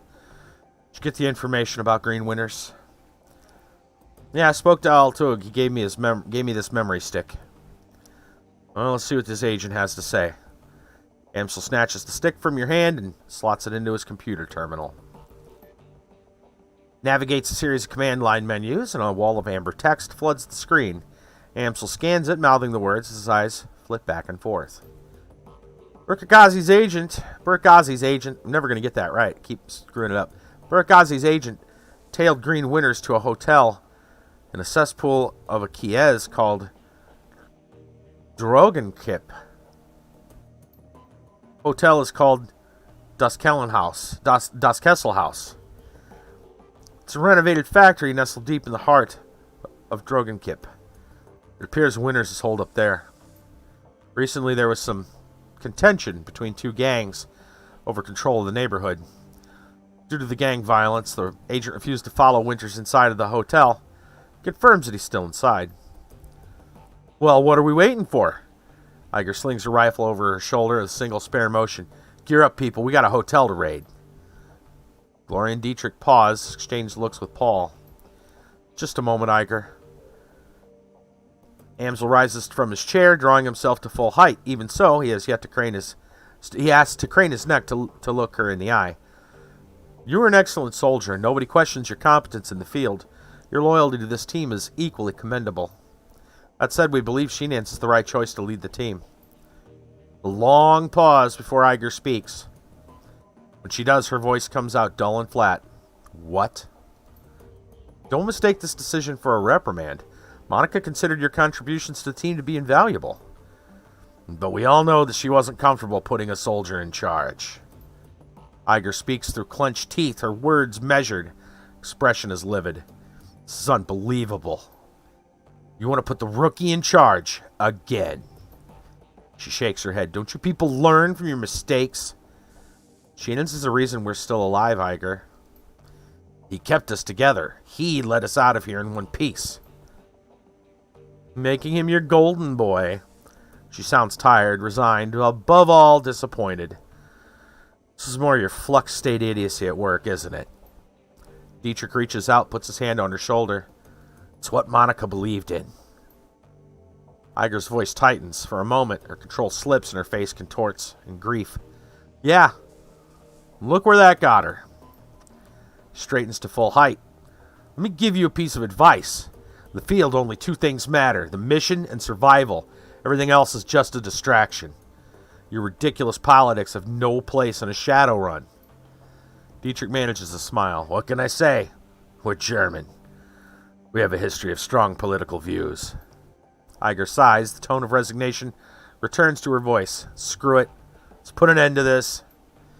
Got the skill and experience to lead this team. Sheenance, on the other hand, was appointed by Monica as a joke.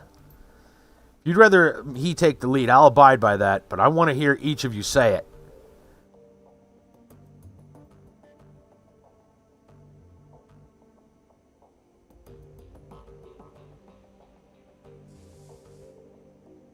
Iger, I got no quarrel with you. I'm just doing as the group wishes.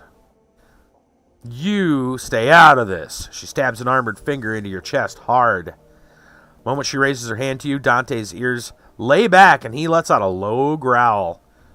Reflexively, she takes a half step back.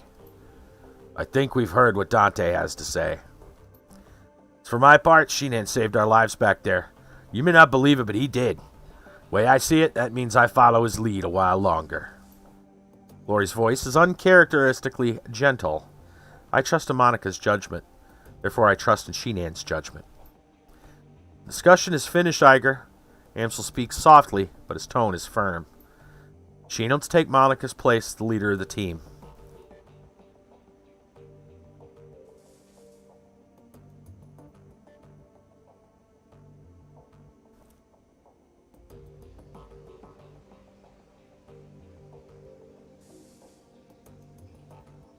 Do whatever it takes to keep this team and Monica's legacy alive. That includes taking your advice, Iger. Iger gives you a small nod. That's big of you. She looks from Dietrich, Glory, Amsel, finally down at Dante, and she sighs. I don't agree with this decision, but I will respect it. She nods again, more decisively this time. Sheenance takes the lead then. Conversation closed. Time we move on. We need to focus on chasing down green winners. Indeed. We'll transfer the information that we received from Altug to the computer terminal in the next room. It used to be Monica's personal workstation, Sheenans. Now it's yours. Monica kept a variety of notes and dossiers on the machine. I would suggest reviewing her notes when you have the time. Amsel turns his attention away from you and back to his computer screen. Good luck hunting. I will eagerly await your return. I wouldn't suggest driving to Drogenkip. The roads aren't safe. Taking the U-Bahn would be faster anyway. Thanks for the tip, Iger. Iger nods, turns to check her equipment. The rest of the group disperses in turn. Okay. You now command a team of Shadowrunners. Traveling new mission locations, you'll be able to choose which members of your team to bring and modify their loadout. Right. Members of the team become permanently incapacitated. They'll be automatically extracted for emergency medical care. They'll be patched up and ready for action the next time you return to your safe house. Avoid the loss of firepower by always carrying some trauma kits into the field. I guess it's Bumona. This would be purchased at the street dock. Okay. I guess now would be a good spot to just save quickly.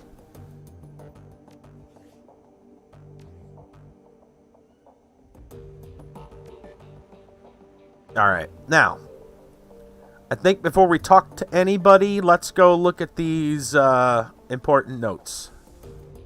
I kind of figured that was going to be a thing. Oh, so is this the boss's room then? Must be. This is Monica's workstation. Let's take a look.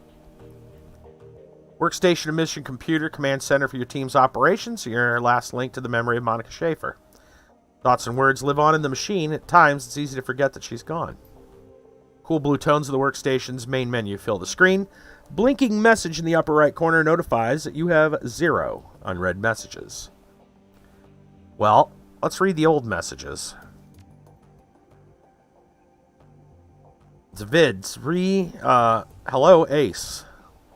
Screen flickers to life. Monica's face appears. Her hands are on her hips, and she's wearing a wry smile. Hey, Ace. Oh, man. It's another dead man's... not a dead man's switch, but yeah. If you're reading this, it means I've either died or stepped down. Hopefully the latter, probably the former. How many Shadowrunners make it to retirement age? In any case, I'm sure that you'll do a fine job in the role. If you need anything, talk to Paul. He's a good man. He knows how important it is to me that you take my place. One last thing, Ace. Iger might cause you some problems. In fact, I think it's a fair bet. She already has. Just remember, she brings something to this team nobody else does. You'll want her on your side. My advice to you is this. Hold your own with her. She pushes you, push back. Don't try to butter her up with flattery. She'll see right through it. Most of all, do what you can to earn her respect.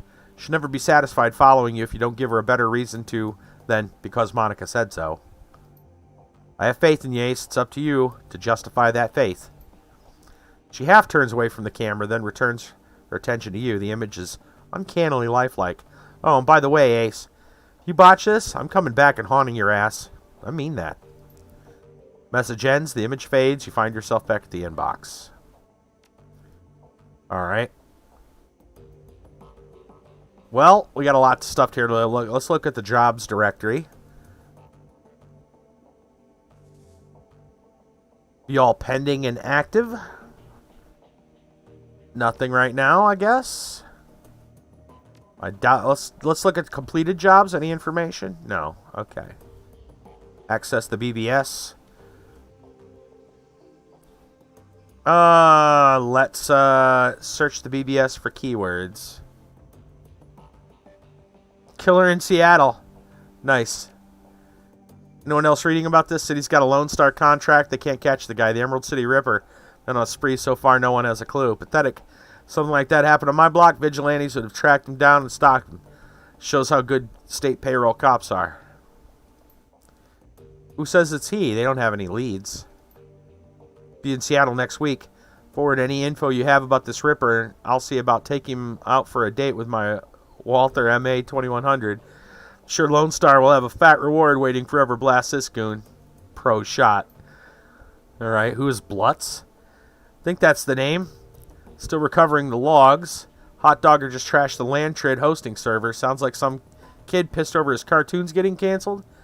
Left a bunch of garbage files all over the disks. I'll be cleaning them up all day.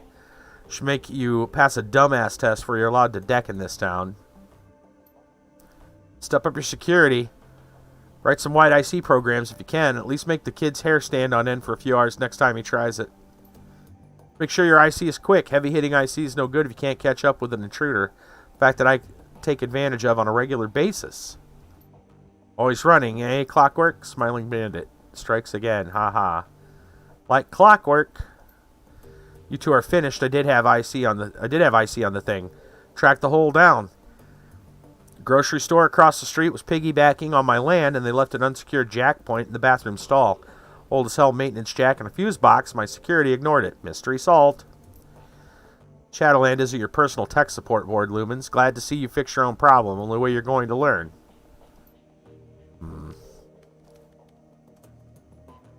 Do we have any pay data for sale? What do we got here? Attached data to escrow account. Automatically sold to the highest bidder. Both parties remain anonymous. The Antiquities delivery schedule. Sure. Remain active for 2 days.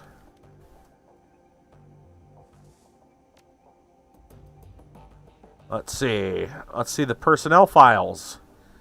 Paul, Dietrich, Glory, Iger, and Sheenans. Let's look Monica's entry on Amsel. The image of Monica appears on the screen. Paul, talented, well-connected fixer with contacts all over Berlin. He's more to me than that, of course, but that's neither here nor there. Image winks back off the screen. You find yourself at the menu. Dietrich,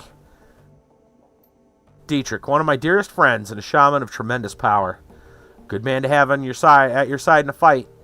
I tend to use Dietrich in a support role. His magic can dramatically bolster the combat effectiveness of a front-line fighter like Iger or Glory.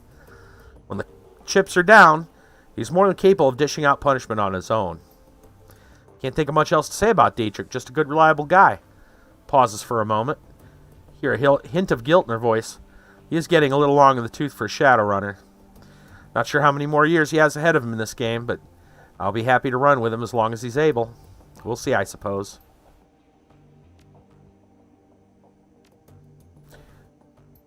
Glory, our damaged enigma. I've known her for almost 5 years now, but I don't think I'll ever really know her. Somehow, I doubt anyone will. On an operational level, Glory's solid. That chrome of hers may be old, but it gets the job done. I've seen her take a troll apart with her hand razors. When her adrenal pump is running, she moves faster than anyone I've ever seen. Top of all that, Glory's competent field medic. I don't know where she learned medicine. Yet another question mark. But she's patched me up at least a dozen times. Between her skill with the medkit and Dietrich's magic, we haven't had much trouble with serious injuries. In our line of work, that's a luxury. That's really all I know about Glory. She keeps to herself, barely talks, and spends most of her off time staring at nothing. Seen this kind of behavior before, of course. Something bad happened in her past. Deep down, I think she's still running from it. I'm sure that her cyberware ties into it somehow. I don't know. Maybe someday she'll open up to me. Like to think that she will. We'll see, I suppose. Iger. What to say about Iger? She's smart, strong, one hell of a soldier. Close-up fight, I've seen her take apart an entire security team with her shotgun. She's even more dangerous at range. Handy thing having a trained sniper on the team. All in all, we enjoy one hell of an advantage thanks to her. Unfortunately, there's some disadvantages too. All that military training has left her, how to say it, rigid, I suppose. Like the others, Iger isn't content to go with the flow. She wants lists, maps, timetables. She wants a hierarchy, and she wants it formalized. I don't think that she realizes it, but giving her what she wants would destroy this team. Glory and Dietrich wouldn't put up with it for more than a day or two. I know I wouldn't. She keeps on pushing all the same. One of these days, the situation is going to come to a head. I just hope it doesn't happen soon. And entry on myself. Sheenans, my secret weapon. I've run enough of Sheenans to know that he's trustworthy. Good in a fight, too, but beyond all that, just good to see him again. There aren't many people left from the old days, far too few. Sheenans, well, he was always the best of them. I appreciate that, thanks. God, that was sappy. Mental note, re-record this before Sheenans gets a chance to see it. Too late. At any rate, if anything happens to me, good to know he'll be on hand to fill my shoes. It's not what Iger would want, but it's what would be best for the team. Okay.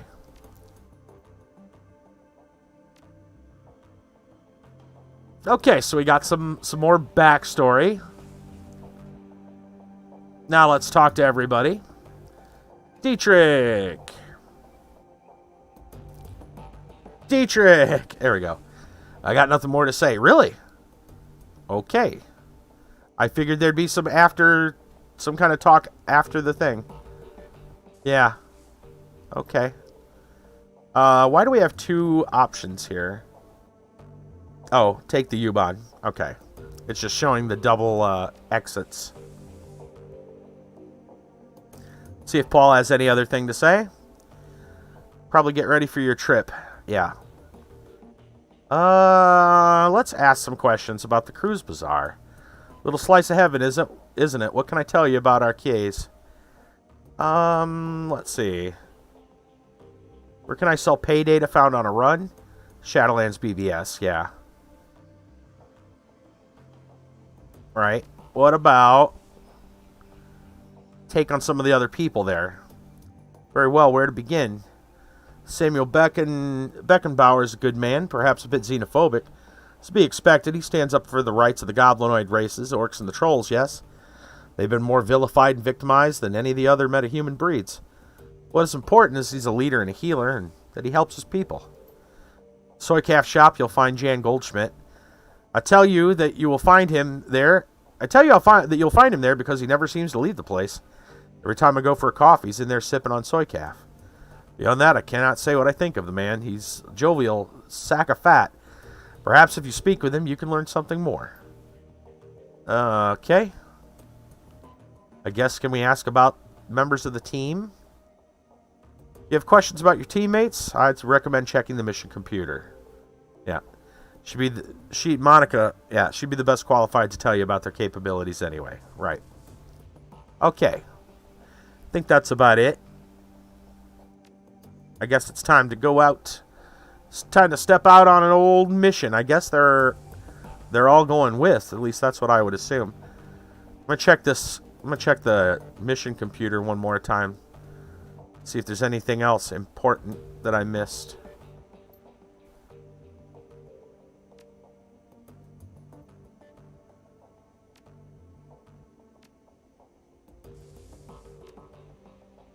Just to be sure, and there shouldn't be any new messages. Yeah, okay.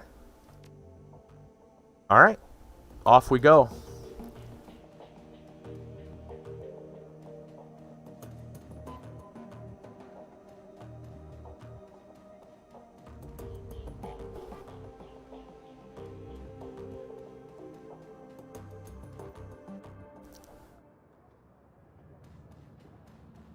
Pretty sure we got everything we need for now.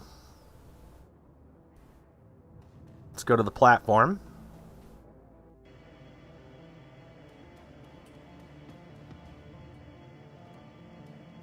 Take the train. Where'd you like to travel? Assemble the team. Travel to Das Kesselhaus Hotel. Off to go search for Green Winters.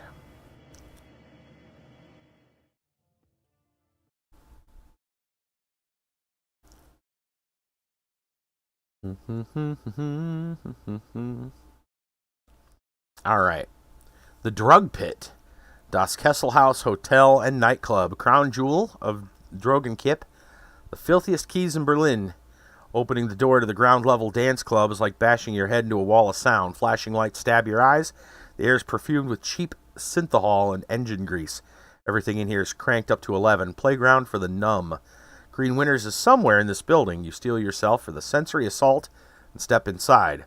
Team makes a quick check of their weapons and follows you into Das Kesselhaus. Yeah, we're set up.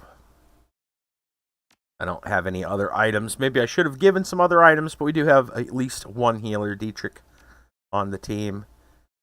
Got to remember that Iger has a sniper rifle as well as a shotgun. Pistols and hand claws. Lots of med kits, so we should be okay. I grabbed myself an extra one just in case I'm by myself. Which happens a lot in these. Alright. Well, let's do it. Das Kesselhaus Club and Hotel. Last known location of Monica's client, Green Winters. Bouncer. You gonna let us in? Troll working the door might be the shortest you've ever seen, and the thickest. Despite the pounding music and writhing bodies, his face is buried in a comic book. He looks up, gives you a cursory once-over, and sighs. Welcome to Das Kesselhaus, now under new management. Again. There's no cover, just go in and get your fix. That's Kroner in the bar over there, he'll take care of you. He buries his nose back in the comic book while tapping a meaty thumb on the black plastic slung from his belt. High-powered stun gun. Just play nice or you'll meet our zap. Have fun.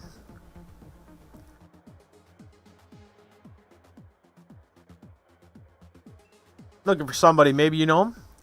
Keeps his nose in the comic book. I doubt it. This place is filled with interesting people just dying to meet you, so go meet them.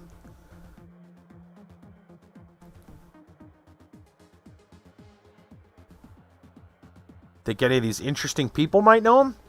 Troll sighs. I have no idea. Frank's watching the floor tonight. Ask him. Don't expect an answer. Gotta access the hotel area. And we should probably go talk to Frank.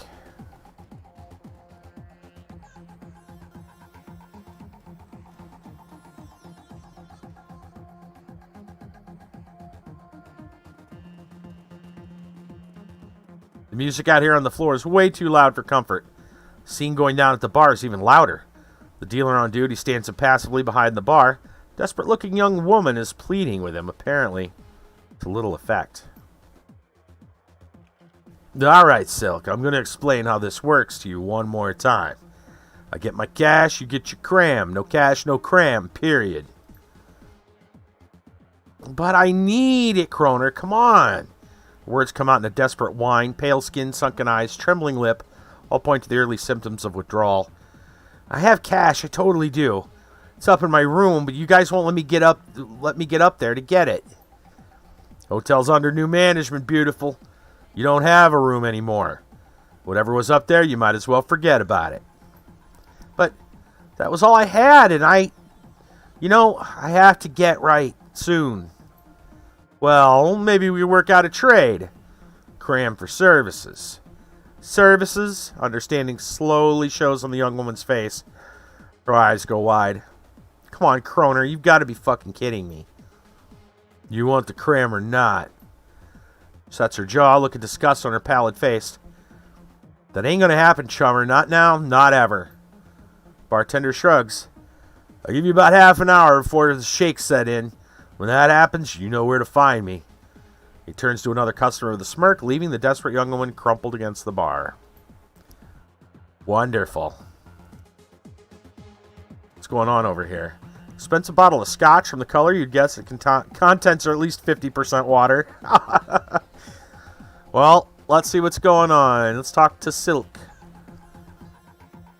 She looks at you, a look of abject misery plastered across her face. Leave me alone, okay? I got problems to deal with.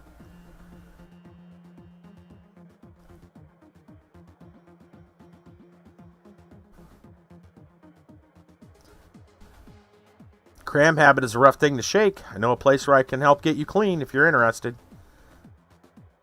Who, said I wanted to shake anything? She gives you a sour look. Look around you. Like what you see? Of course you don't. My life is better on cram. Why would I ever want to stop?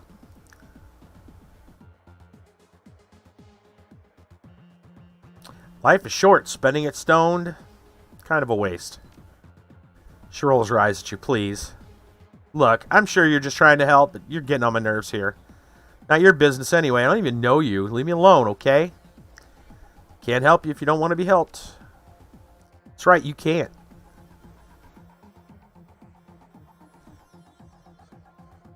Well, how about this? The new management stole your property. Answer some questions for me. Maybe I can help you get it back. Really? That'd be incredible. Her lips struggle upward into a facsimile of a smile. I really need that money. I left some things in there, too. You know, personal stuff. I can be discreet. My stuff should be up in room 304. It's where me and Nadia and Sar were staying until, well, you know.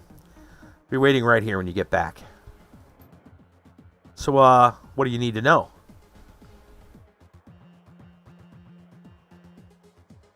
Well, tell me what you can about the gang that's taken over the hotel. Bad guys, I mean like real bad guys. Gang that used to run this place wasn't bad at all. They kept the cram flowing, the prices weren't too high. They never hassled me as long as I kept buying. New guys killed them all when they took over. Now I'm stuck dealing with assholes like Kroner. Floor manager, Frank, has a thing for my girl Sarah. He's always coming on to her, no matter how many times she told him no. I haven't seen her since the takeover, but he won't stop asking me about her. Guy's a real creep. About all I can think of. I steer clear of the new guys when I can. Steals a glance over her shoulder at Kroner, scowl on her face. Shouldn't have to tell you why. You heard of a guy named Green Winters? No, I don't think... Oh, wait, yeah. I bumped into him just a few days ago. I remember because his name sounds like kind of a chewing gum. It does, doesn't it? I don't think I remember seeing him leave. He's probably holed up in his room. Pretty sure that there's still some people up there, the ones that the gangsters missed. I hear they locked themselves in. Can you tell me about the layout of this place? Well, it's a nice enough place, you know, for a factory. Let's see. Well, okay, the second floor is a security station. Lots of high-tech stuff up there. I heard stories about the penthouse level, something about a sealed vault. It's supposed to be something real valuable in there. Nobody knows what it is. Don't stop them from talking about it, though. You've been very helpful. Sure thing. Hurry back with the stuff, okay? I really, really need it. Okay. Let's talk to Kroner. New guy, huh? Ain't seen you around here before. What can I get you?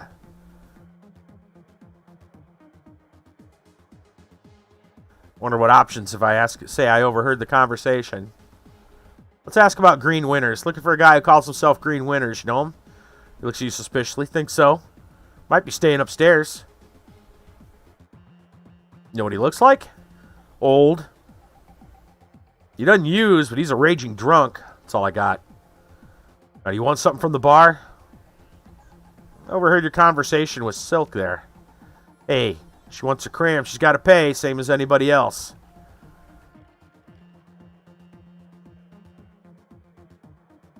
Barter system, huh? This is basic supply and demand stuff, right? It's not that tough to understand. She wants the goods. She needs to repay me with goods or services. Pretty simple math. Even she can do it. You want to buy something or not? Not really. I'll look and see what he's got. Uh-huh. Cram, cram, and cram. Okay. All right.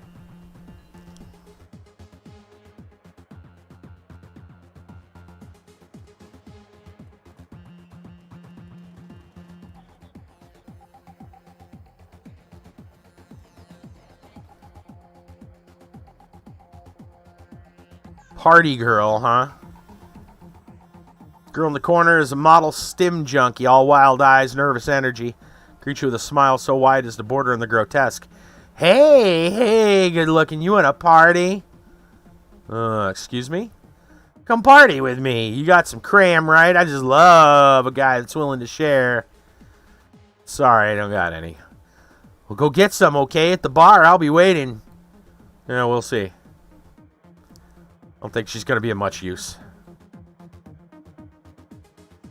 This door looks like it's pretty locked, but there's an electrical panel. That's good news.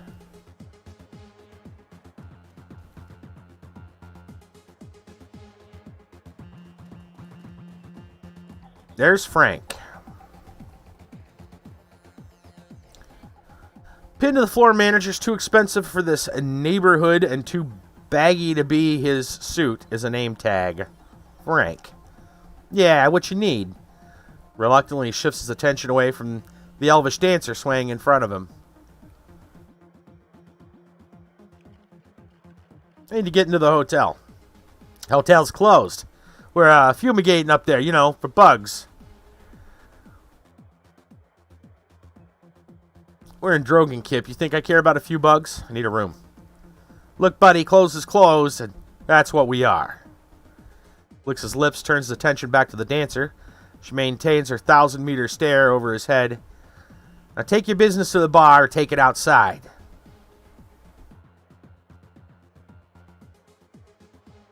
I don't think I want to start a fight right this second.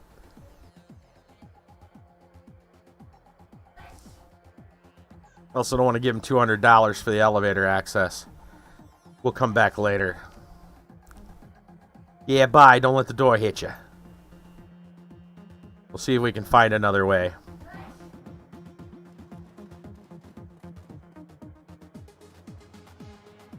Let's go inspect the stuff over here.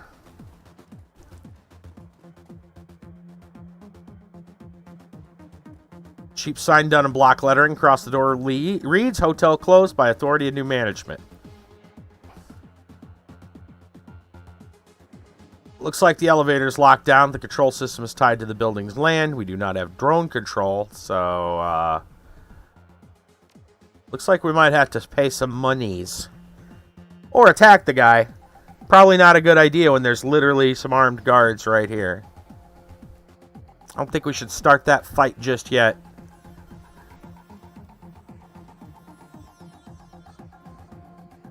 How are we on money? 500.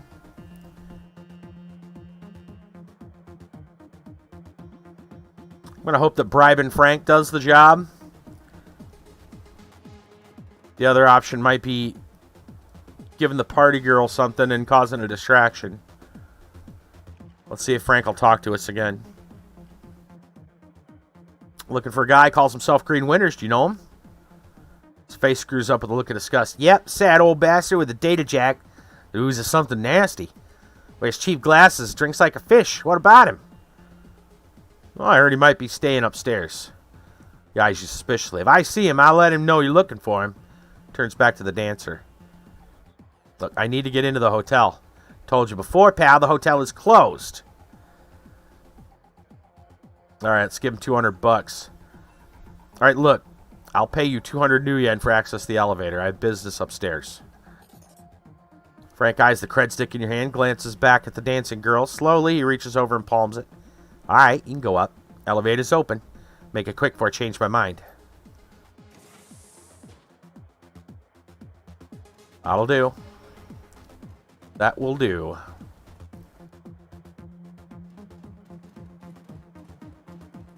I don't think we want to start the fight right at the dance floor. Let's get up here a bit. Okay, game is saved. Good. Well, let's hit this elevator panel. Elevator seems mechanically sound. That's about all it has going for it. Candy wrappers and used syringes litter the floor. Handrails are inexplicably sticky. Would appear cleanliness isn't a high priority for the hotel staff. Yeah. We got a lot of stuff to go check out. I believe she said the 3rd floor is where her stuff, what's her name, Silk stuff is.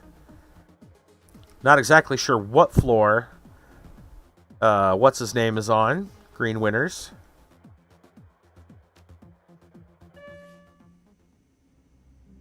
Floor 1. Before we go any farther, I think we should probably save. Well, actually, I don't really need to save, but we can just, yeah, we'll save. Probably save and go back to the main menu. Because we're going to take our break time with story time and all that good stuff.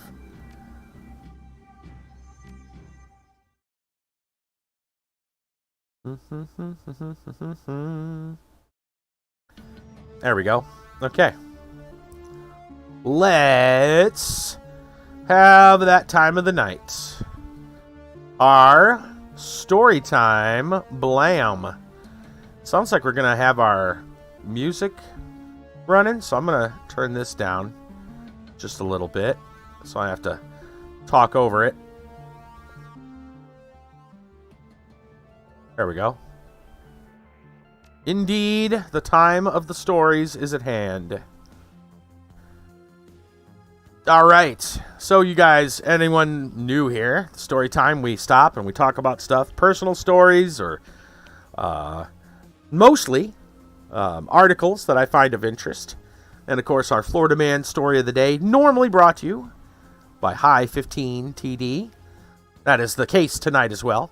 But first, from Popular Mechanics, we got a technology-related story, I guess. We're going into the future, guys. The Pentagon is ready to give soldiers jetpacks. The mission, fly like Iron Man into combat.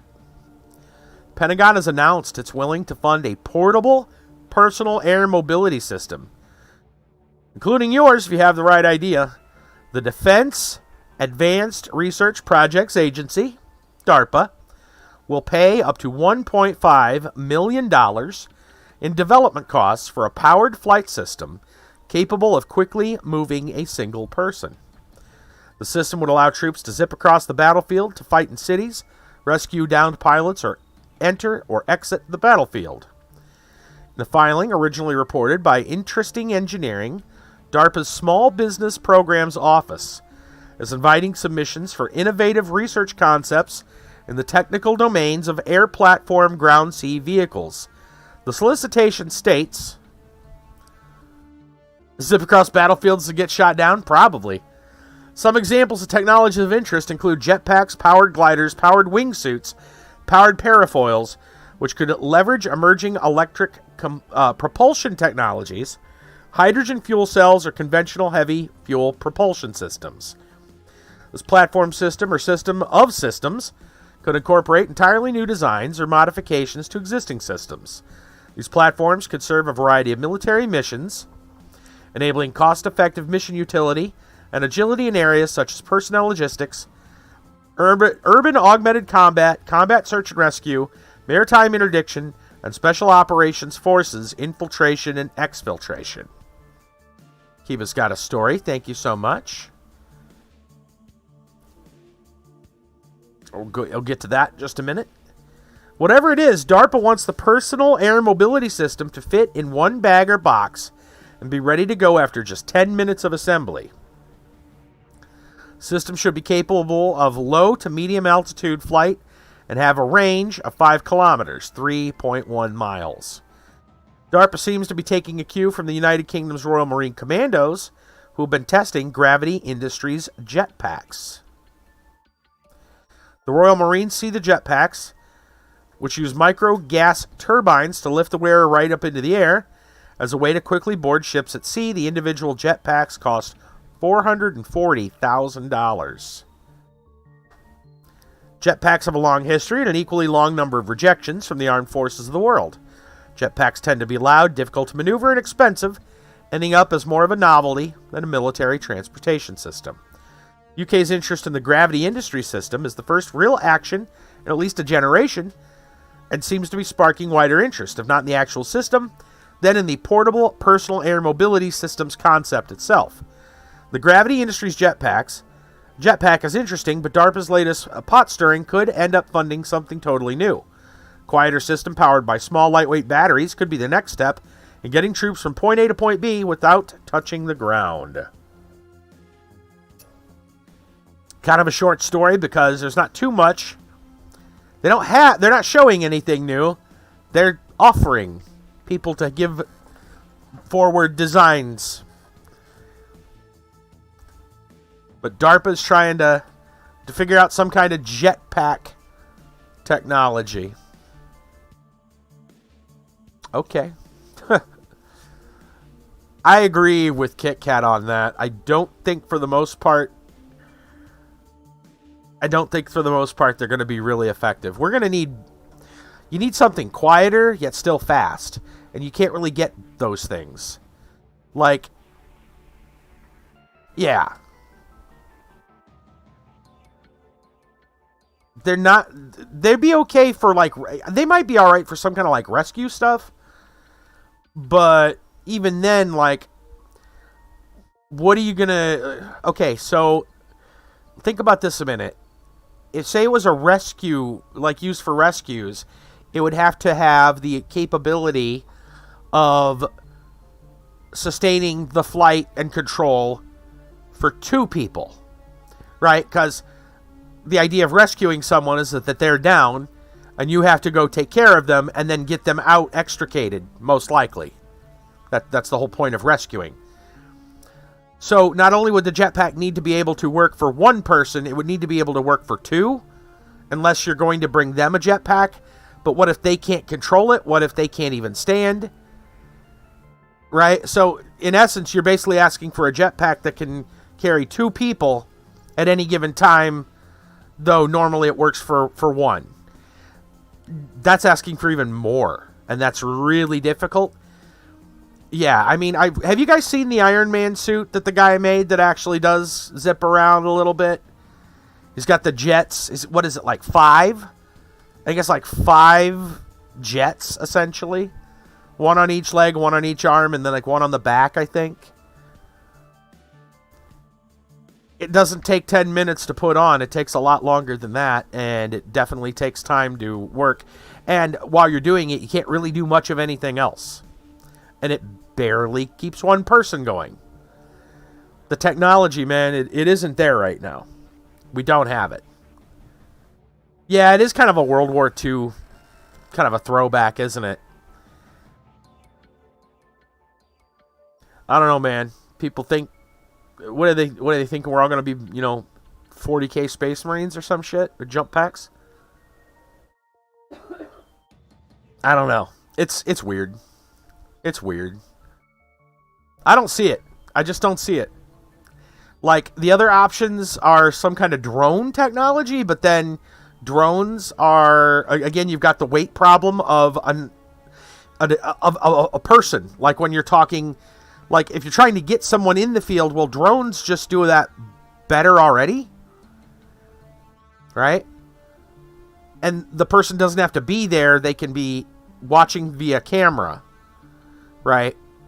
And if you're going with the rescue thing, well, now you have to be able to pick up and carry a person, which then makes the drone way more like engine power, way more power. Well, not really engine, motors, whatever. Way more power to lift the person up, because now you've got a person, right? Like, I don't see it for that. I just don't see that kind of stuff working. Not for that. I don't get it. Yeah. It's one of those like, oh, it's a great like science fiction trope, but that's about it. Working on a new propulsion system, but they've dropped the ball on that over the years. Yeah. You're right. You're right. There needs to be something better. And really, again, drones, like, the best thing we have is basically large fans. Wow. Yeah. And, man, an actual jetpack, when thinking of, like, fuel and, literally jet fuel fired up, doesn't really work very well when it's like in close proximity to the human body. For obvious reasons, you'll burn. And it's difficult, real difficult, to make something that's going to be allow you to move around and control the dang thing and, stay protected. Yeah.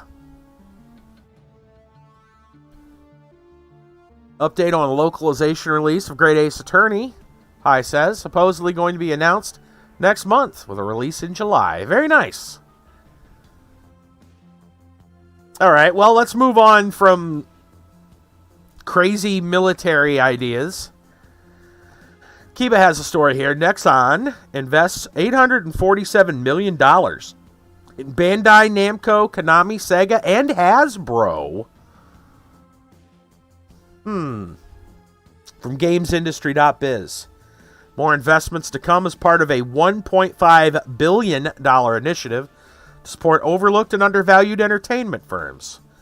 Online games giant Nexon invested close to $900 million in 4 major companies, including 3 game publishers. The firm disclosed investments amounting to $874 million, spread across Bandai Namco, Konami, and Sega Sammy, as well as toys manufacturer Hasbro. The investments come after Nexon's board approved plans to pour $1.5 billion into entertainment companies that demonstrate the ability to develop and sustain strong, globally recognized intellectual property. The $874 million represents 58% of this authorized investment, so more announcements are likely to follow in the future. Nexon emphasized these are long-term, friendly investments with no intention of acquisition or activism. President and CEO Owen Mahoney added that while forming partnerships was not a consideration in our investment decisions, the move has sparked discussions between Nexon and some of these companies. Yeah, because, companies that are out to make a lot of money are also incredibly philanthropic and love to just give that money away to help others. Note: press X to doubt. Just saying. Come on. What's going on? They're not doing it out of the goodness of their hearts. There's got to be at least some bit of a motive. Anyway, they go on to say, we believe companies with strong, well-managed global IP are often overlooked and undervalued in a market that is narrowly focused on introductions of new IP, he said. Really? I feel like rehashing the same old IP has become kind of the basis of our culture for the last, 20 years. Or more. Anyway, these investments reflect our respect for management teams that create and grow global properties over a period of years and decades. We believe that each has potential to capitalize on the secular shift from linear formats to interactive entertainment. Of the 3 game firms Nintendo invested in, Bandai Namco is in robust financial shape. The Japanese publisher posted gains in both revenue and profits for the third quarter of its financial year. It also raised forecasts for the full year, expecting to generate revenue of 720 billion yen, that's $6.6 billion. Net income of 36 billion yen, that's $328 million. Konami's pachinko, arcade, and amusements businesses have suffered due to the widespread closures caused by COVID pandemic, but its games business has surged. Revenue's up 33% year-on-year to $1.3 billion for the 9 months ended December 2020. This helped offset declines in other segments, meaning the company's overall revenues only dipped by 0.6% year-on-year for the first 3 quarters of the fiscal year. However, soaring game sales for Sega, up 77% for the 9 months ended December 2020, that is, have failed to make up for the struggles of its amusements, resorts, and other businesses affected by the pandemic. First 3 quarters of the fiscal year, Sega Sammy posted sales $1.9 billion, down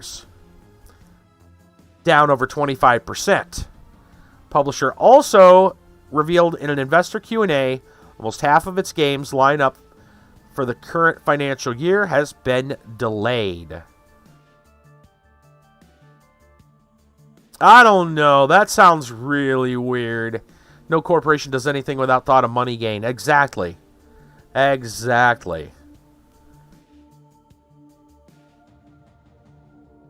What I don't get is the saying here. Companies with strong, well-managed global IP are often overlooked and undervalued in a market that is narrowly focused on introductions of new IP. Now, they're talking mostly about interactive entertainment, gaming, and some other closely related things. Let's go over this. I want to reiterate, that doesn't make any damn sense. That doesn't make any sense, and here's why. Again, how many new properties do we see? We've been seeing rehash of things. Everything, whether movies are getting reboots, Games are getting remasters. We don't see that much new stuff. Not really. Most of the new stuff comes from indie companies who they're not pushing at all here. They're giving money to those with already established IPs. You know, poor Hasbro. I feel so bad for Hasbro and Bandai Namco. Man. And Sega and Konami. Must be terrible to, you know, have, you know, Sonic and Solid Snake and Pac-Man and everything Hasbro has, which would include tons of things, really. Magic the Gathering, among other things. Must be terrible for those IPs. They just languish, apparently. Is that the most ridiculous damn thing you've ever heard? I'm sorry. No new ideas anymore. No, I mean, there are. Yeah, exactly. Power Rangers, Digimon, all that. Yeah. You're telling me that these established properties nobody cares about. I call 100% bullshit. I mean, if they don't want those properties, I mean, I'll take them. I'd be happy to own those properties. You can just sign them over to me if nobody, you know, wants them. I'll gladly take them. It's the dumbest thing I've ever heard. Well, probably not the dumbest thing I've ever heard. It's the dumbest thing I've heard this hour, for sure. But, yeah, I don't know. I don't get that. And this whole idea, I don't know, man. Color me absolutely suspicious. Just throwing money at people who already have, you know, established IPs out of the goodness of their heart. What? What is that really? Few and far between, more old than new. Yeah. Well, and rightfully so, though, right? Like, look at the success of, say, Pokemon. Not that that would be Nintendo, but you get what I mean. Some big brand that's been around for a while. Power Rangers, Digimon, right? Like you were saying. These are all household names anymore. There's, what would you call? Well, it's a known IP. It's established. It has its branding, its lore, its looks, like all pretty much figured out, and it's popular in that people liked it. Otherwise, it wouldn't still be around, right? It works, and if you were a business person, you were trying to make money. Obviously, you would want a property that is successful, and just build on that because you've got a built-in audience. Right? Why do so many people love Star Wars? Right? Why did Disney buy Star Wars? Because it's a major property that's been around for quite a while and people like it. That I don't understand. Brassless has some backroom deal going on there, sounds like to me. Me too, man. There is something very fishy about that article. Something about that doesn't make any sense whatsoever. It's definitely not out of the goodness of their hearts. I cut the bullshit on that. And they're giving money to major companies who are already... Now, you could argue that some are doing as well as others. You know, they were saying Sega has some pretty big losses. Or no, I'm sorry. Well, their games were selling, but then the other things are struggling.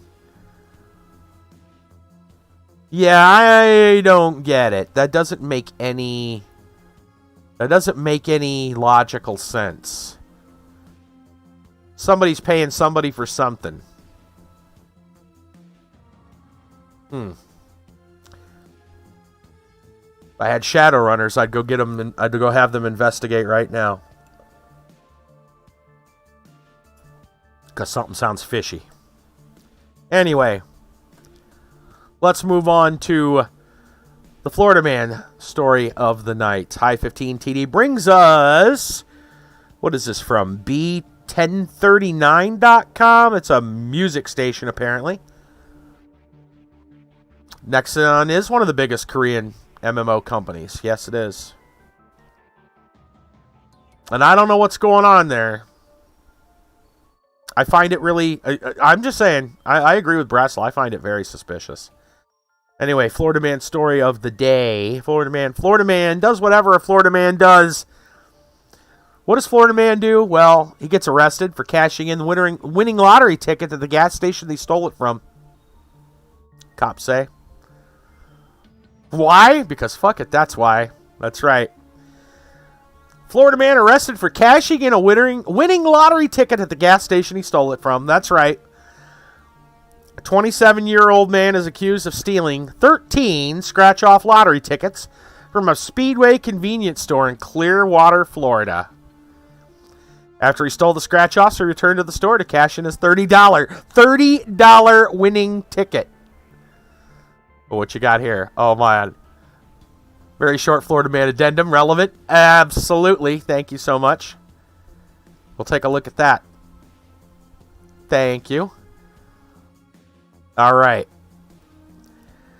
Where was I? Here we go. The employees recognized him and called the police. He was charged with petty theft, dealing in stolen property, currently in jail with a $12,000 bail, awaiting trial. Fantastic. His $30 winning ticket that he stole, he brought back to the exact same store. Holy cow, that's stupid. Goodness sakes, that's oh man, that is classic Florida man quality right there. Yeah. You know what? Yeah, dude, I swear, there are some dumb people. There are some dumb damn people. I remember a guy that stole a lawnmower. Back where I lived, stole a lawnmower from somebody like two houses down from him. And then trying to, use it in their yard. Like, you don't think the guy two houses down who had his mower just stolen is gonna not notice? You just think that's not gonna happen? It's not like you stole it from across town. No, you stole it from two houses away from you. And now you're mowing a lawn with a mower that looks suspiciously like the one that was stolen like an hour ago. We got some brilliant people. Brilliant people. Right? Yeah. You need a command. Namely, I need a command that says Florida man does whatever a Florida man does. This time.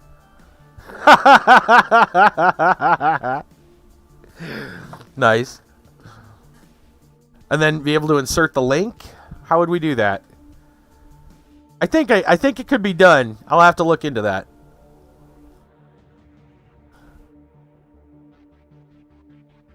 Man. But yeah, if you're going to be a thief, just throwing that out there, don't be a thief. But if you're dead set on being a thief, don't be a stupid thief. Whatever you do in life, try not to be super stupid. Shallow end of the gene pool, yeah.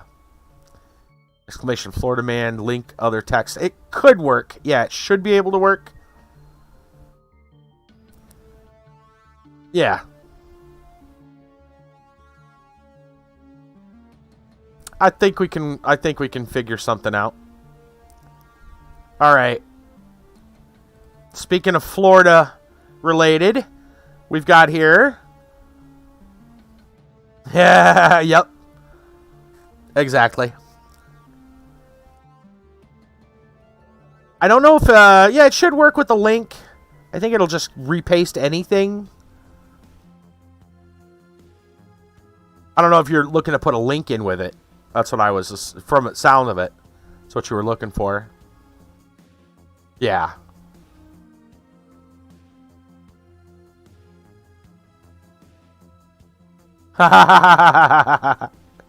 Okay, yeah. No, that works. Fair enough. So we can make it work. Okay. All right, so we got here from HuffPost. KitKat brings us. Florida boat copies Suez Canal cargo ship and blocks freeway access. What? It's the dill pickle candy. There we go. Words are hard tonight, man. I don't know what's going on. All right, let's see what's going on here. Many people wondered if the boat was jealous of the attention being given to the giant cargo ship wedged in Egypt's Suez Canal. A boat in Florida was apparently jealous of all the attention being given to the giant cargo ship wedged in the Suez Canal. Thursday evening, the 38-foot-long pink and white boat somehow landed on Interstate 10 near Crestview, blocking traffic for hours, according to NWF Daily News. Accident happened when a 64-year-old Pensacola man was hauling the boat west when the trailer started to sway and collided with a guardrail. There were no injuries, according to a Facebook post from the Crestview Fire Department, which said the Florida Highway Patrol removed the boat. Not surprisingly, many Twitter users couldn't help but share their strong opinions about the incident, especially the way it paralleled the plight of the, they say Ever Given, I'm pretty sure it was Evergreen. No, it was Ever Given, wasn't it? In the Suez Canal. Boats around the world are trying to duplicate their successful blocking. Nice. Big old pink and white boat stretched across the highway. This is just the week of boats behaving badly. And we considered the possibility that it's an uprising. Oh man, you gotta love some of the peanut gallery on social media. That's great. Will only mean one thing: invasion. Hashtag boatpocalypse. Boats need to learn some respect. Oh man, funny. Hashtag boatpocalypse. That's right. When the boats come for us. Here we thought Skynet was what we had to worry about. Instead, it was BoatNet. Dun dun dun dun dun. Oh, look at that. All right. Okay. Yeah, right? Right on, guys. Yeah, I forgot about that. That thing has... Well, that's already pre-programmed with the link. I was worried about, like, inserted text and then link. But it should be fine. We're good. Well, it's inserted text and then whatever. Yeah, whatever. Yeah, it's fine. Let me, actually, yeah. All right. Let me, work on that after the stream. Anyway, I think that's enough for story time tonight. I will return. I need to refresh the beverage, get some, stuff done, and then, be right back. So we'll see you in a moment. A friendly reminder in your DMs. That would be helpful. I have the memory of Swiss cheese sometimes. All right, see y'all in a moment.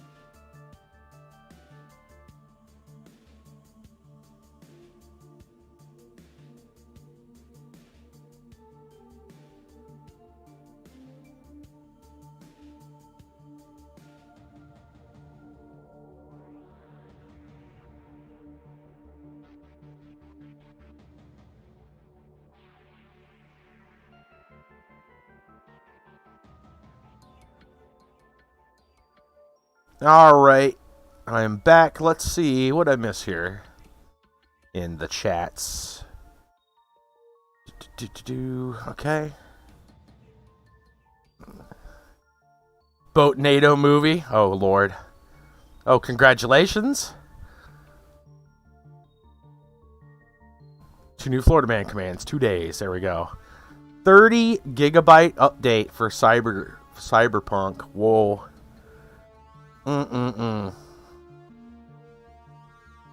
Yeah, it's pretty sizable. Thank you. Alright, let's go back to where we were. We are on the first floor. Thank you, everybody. First floor of the Das Kessel House. That's right.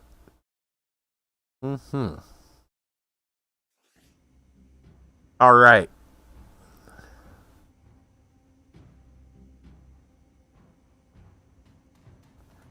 Looking for trouble, I'm sure. That's what we're good at.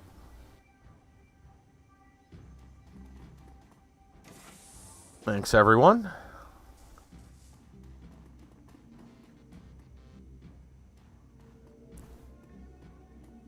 Philco Dynasafe Computer Control System version 2.5. Please input password. Well, we don't have a password. We'll come back. Maybe we'll find a password. Hello.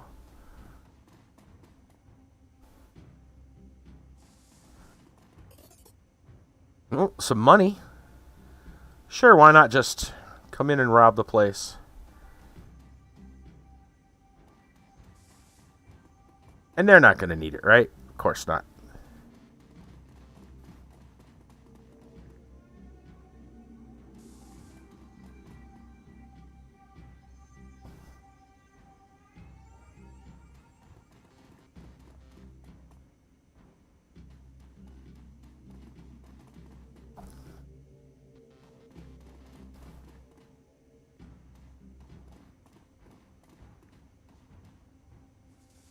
Looks like a dead end down here. Oh, no, we got doors on both ends. Okay.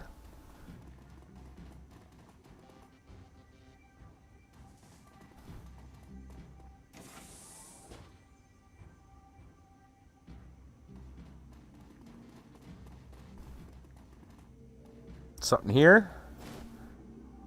Oh, a trauma kit. Okay, well, that's fine. That's good. Never a bad thing.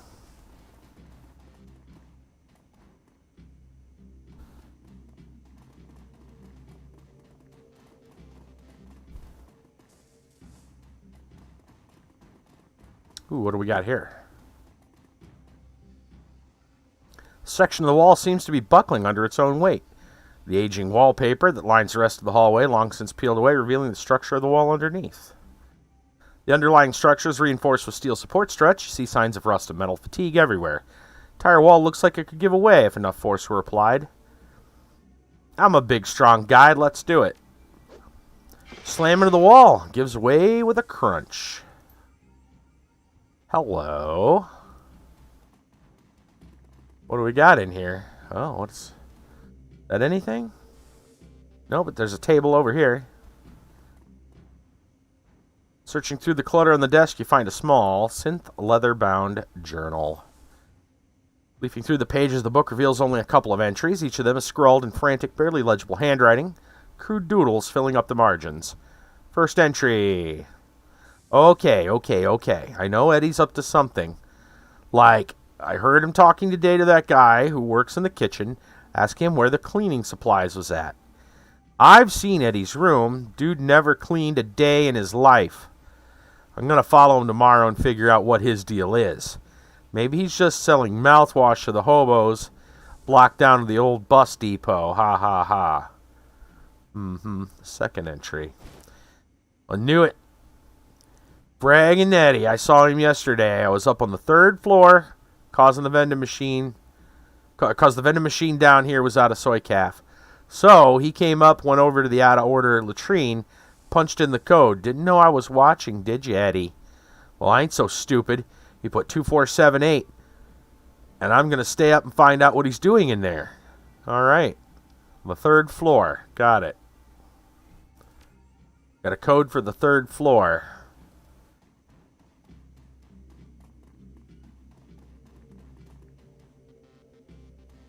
Let's see what's over here. Just the latrine. 1st floor. Okay, the 2nd floor supposedly is security. We should probably not go anywhere near that.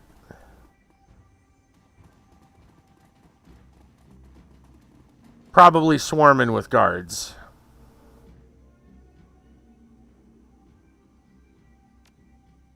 We'll go to the 3rd floor.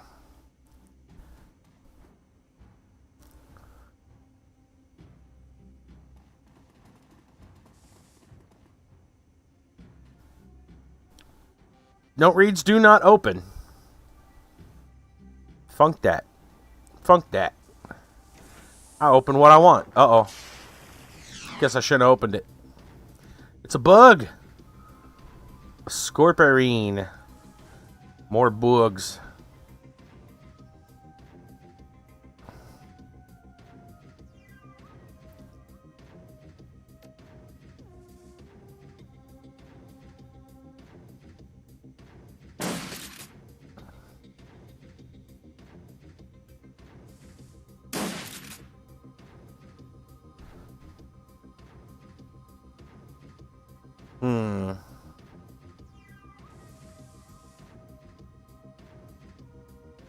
Thinking about who else we want to take up.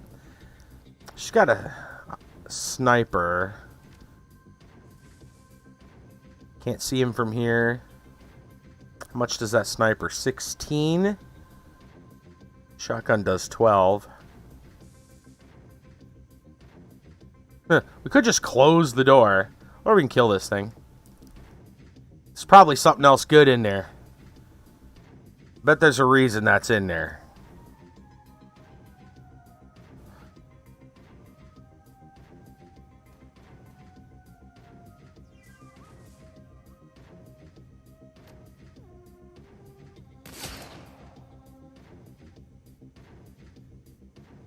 I'm sure they're not going to hear all this shooting. I think we'll be fine, right? Yeah, see, there's something in there.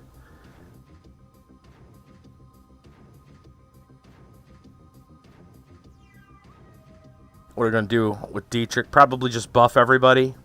Scorpion's going to come up relatively soon.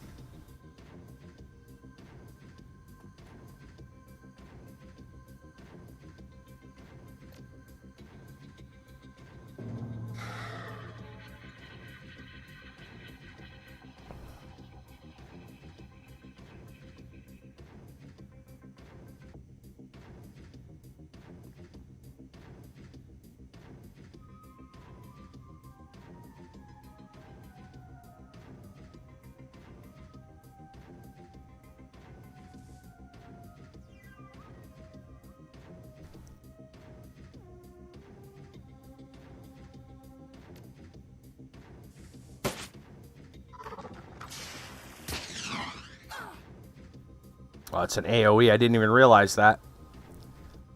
Stupid thing. Alright.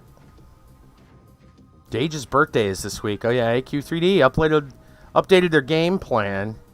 Nothing to see here. Please move on. Sansi 2, Desert, and Sect. Next week, Dage's birthday. Excellent. And April Fools. Yes, of course. Very nice.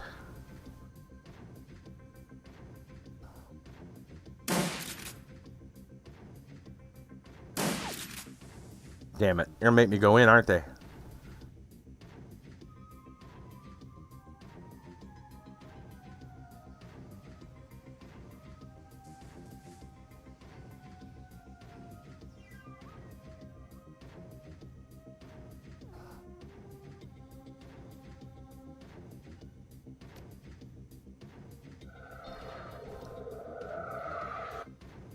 Heal and... let's throw some aim on Glory.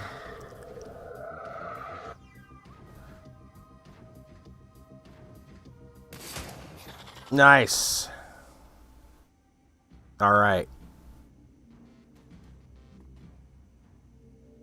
What's going on in here? Note on the door.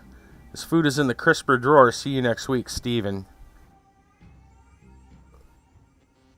It's like nobody fed that poor thing. And it got a little wild. Damn. Okay.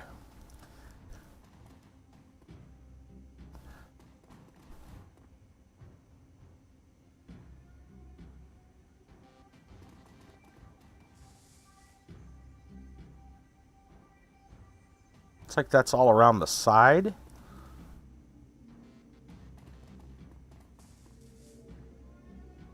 $304.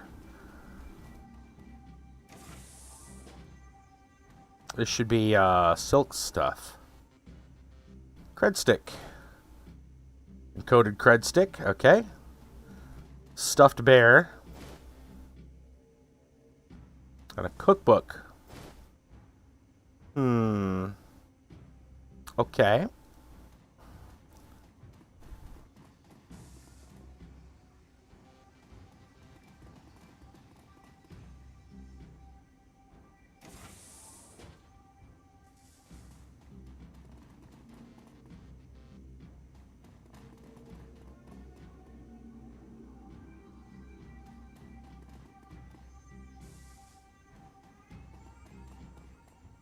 Destroyed floor.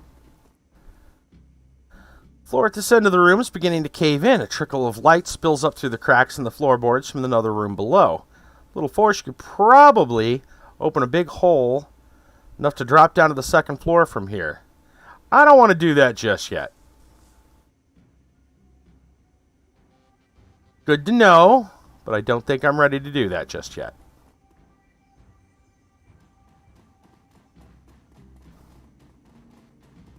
Again, second floor is probably the most dangerous one. Penthouse might be pretty tough, depending on who's up there.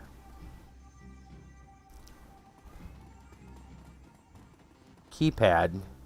That should be our 2478.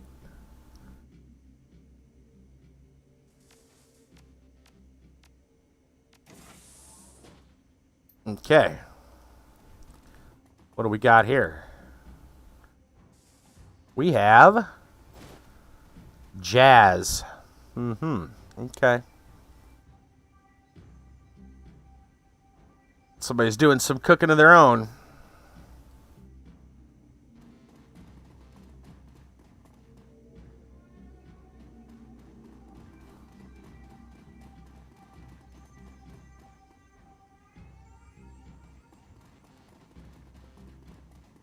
We're still looking for Mr. Wintergreen. Let's try the fourth floor.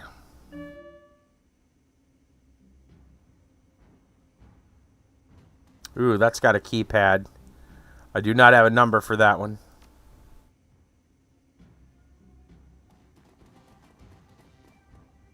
Locked, locked, locked, and locked.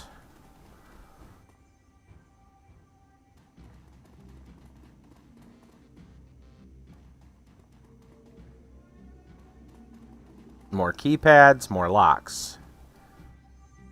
Maybe getting on the security floor would at least give us numbers. Suits down in this one.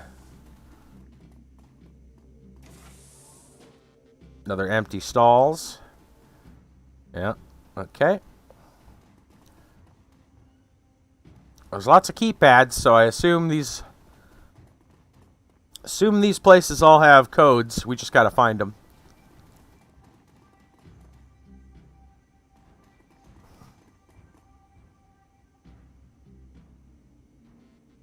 Let's go to the penthouse suite.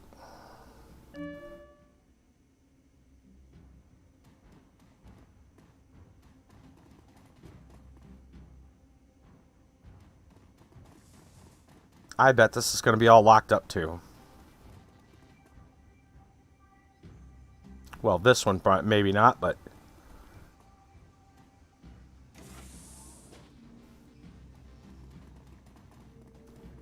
slightly fancier. And Anything down here? Oh, what do we got? Is that another keypad? Security panel shows the door is double mag-locked. Easier to tunnel in through the wall than it would be to break through. Okay. Well. Okie dokie. Looks like we're going down to the second floor, but we'll go the sneaky way. Definitely not taking the elevator straight to the second floor. We'll go to third and use the floorboards.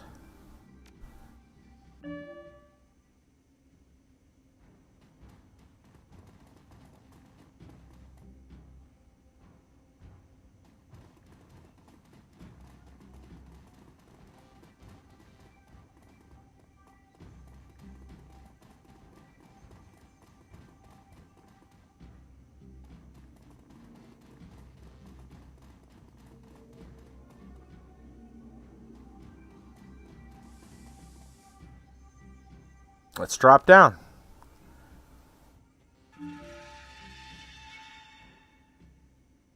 Uh-oh, there's somebody right there. Frightened man. Well, let's hope he doesn't cause any problems. Hello, frightened man. Please don't hurt me, I'm just a line cook. Cook's darting eyes are wide open. Behind them you see pure animal terror. If you let me go, I won't tell anyone, I promise. What are you afraid of? Wait, you know those guys out there? I just thought... Thought what? I thought you were one of them. You know, the gangers that took over and shot up this place. That is to say, I worked for the previous owners. When the shooting started, I shut myself in here. They, whoever they are, haven't figured out how to override my keys yet. Been a day and a half. I don't know how much longer I can stay in here. Can you tell me about this place? Well, I think there's some sort of a chop shop up in room 401, like low-level street dock stuff. I had to deliver room service there one day. We were short-staffed. What I saw when they opened the door scared the dreck out of me. People hooked up to tubes and stuff. Door code was 5870 if you want to take a look. Who's the stiff by the sink? And that's the head chef, Felix.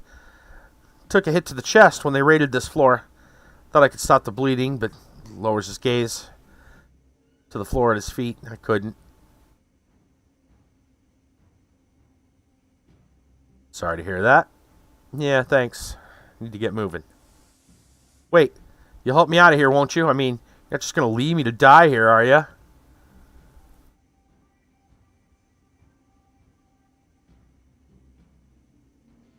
There's still gangers out there. You'd be safer here. Yeah, you're probably right. I'll just stay here then. Line cook steals a glance at the dead chef lying crumpled by the sink. With him. Okay. Looks like we can look back here. Is there anything back here? No. Alright, so 401, we've got a code now. 5870, I believe. If I remember correctly. We need to find our way back out of here.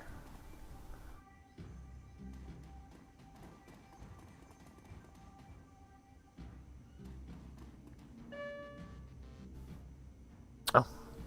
Okay.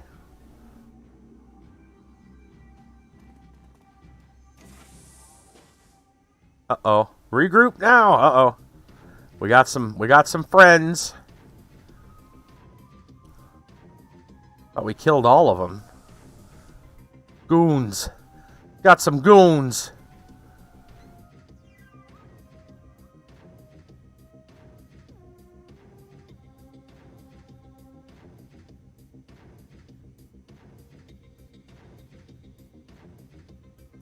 Ooh, that barrel's got a splody on it. Wonder if I could hit it from here and if it would be... I don't think the damage would be that far, though. I doubt it would explode too far. I should maybe try it, though. Oh, it actually did damage. Nice. Good deal. I guess we'll take some cover.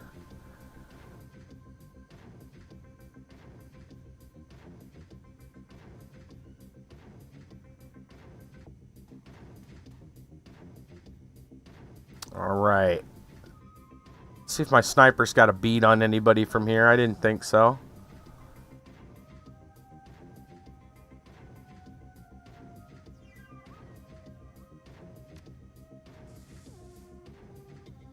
A welcoming party, that's right.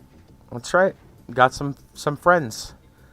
Let's go ahead and just drop an aim on Glory. And then we'll see if we can get in here for some cover. Not really. Guess we'll just get up here for now.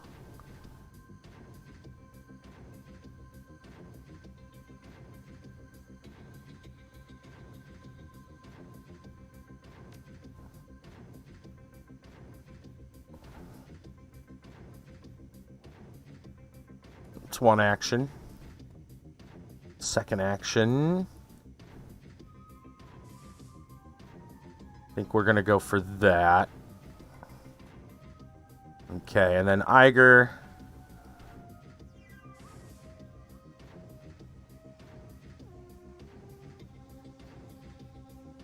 Trying to get Iger right here, but my guy is quite large, and they never did figure out how to let me click through that, huh? If I mouse over really carefully, I might be able to find the 1 pixel that allows me to stand right here. Nope. Not gonna allow it. Not allowed. Alright, fine.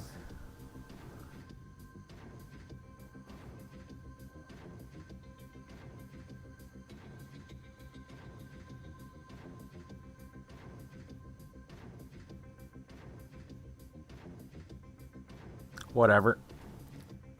In we go.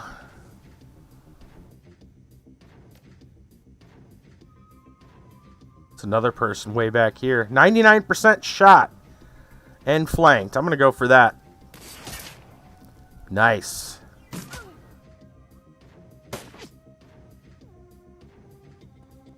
Uh-oh.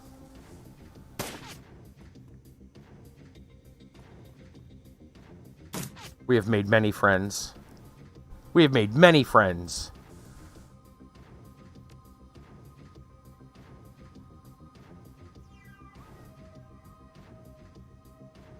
Okay, let's start with myself. I need to move and then fire. Basically, the first thing I really need to do here is move. Because I want to get Dietrich up here. And my big frame is not allowing for many people. So I'm gonna go up here. And before I go anywhere else, I'm gonna then move Dietrich.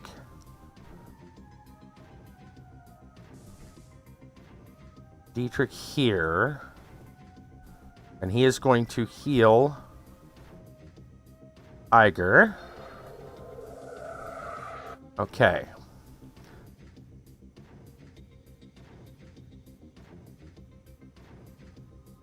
Iger, I think we will move maybe over here.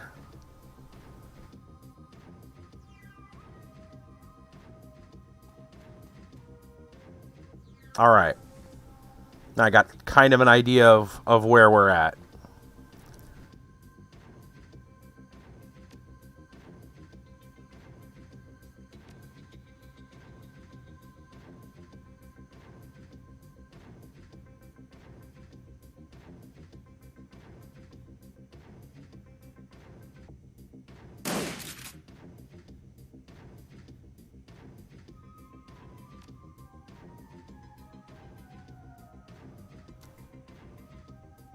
Glory, why don't you go ahead and take the adrenal pump?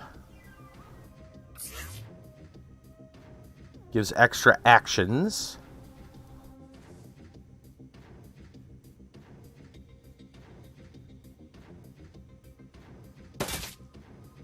See if we can take this guy out. Oh, man. All right, Iger. Looks like your shot is to finish this guy off. Nice. Ow. Really? Oh, gonna say, you guys both can't be crack experts with grenades. Okay. Taking some decent damage, and I already used my my heal. Would be in yeah, it's on cooldown, so that's not helpful. We're gonna have to kit up.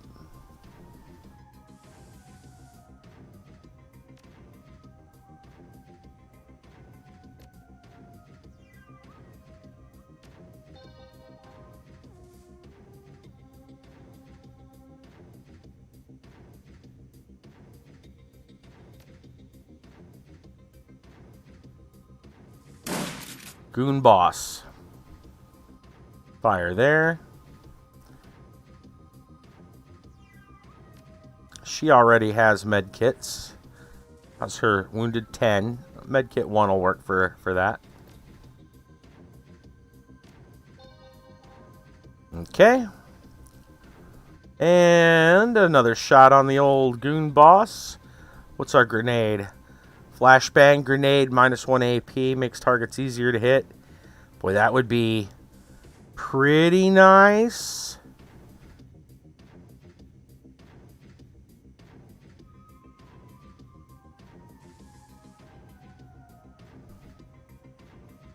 We're awful close to hitting our own. I think we can do it without hitting us. We look like we're behind it. Don't drift. Oh, no. Oh, no. Okay, that didn't hit us, thankfully.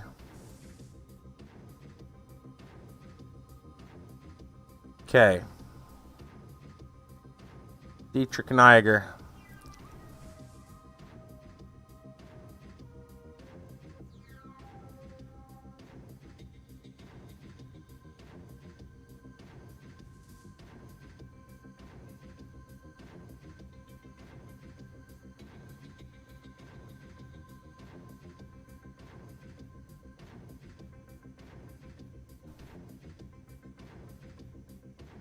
Spend both my actions to drop some haste on Iger for extra shots.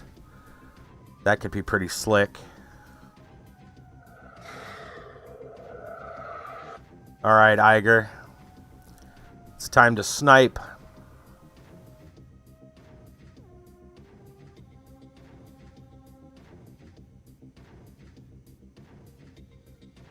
-2 AP's probably not going anywhere for a while. This is an 80%. Let's take the best shot. Nice.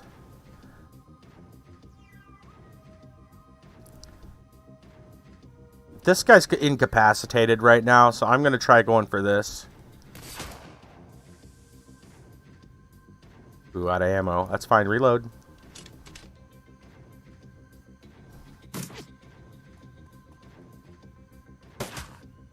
Ow. Quit it. Okay.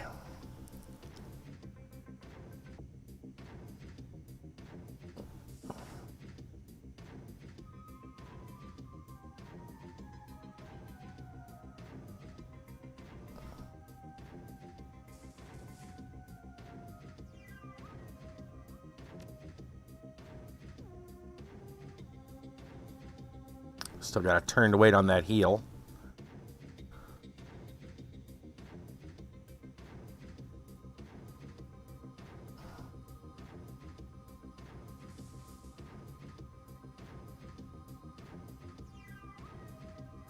All right.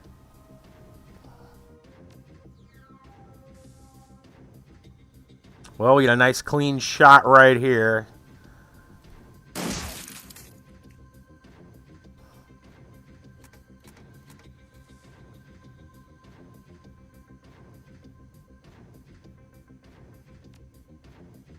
Mm, 49% isn't great, but if I spend 2 actions going over there.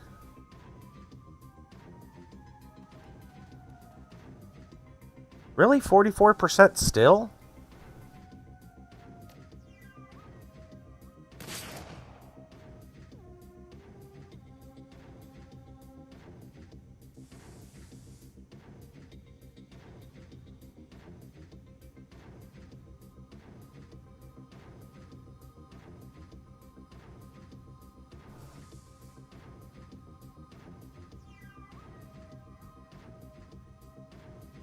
AoE.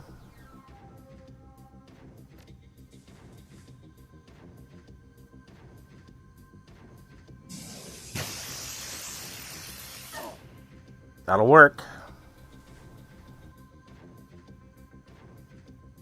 Glory could probably run over there and smack him.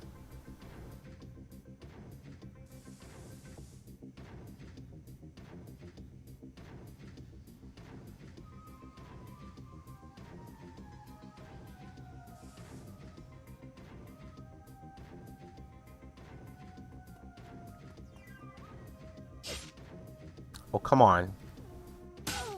There we go. Bleed, baby. There we go. Alright, the other guy's out, so we'll let Glory go over there and finish the job.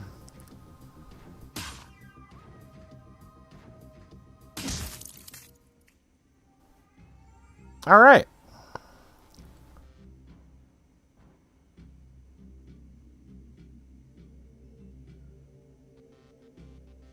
Ooh, hotel administration terminal. Well, let's go check that out.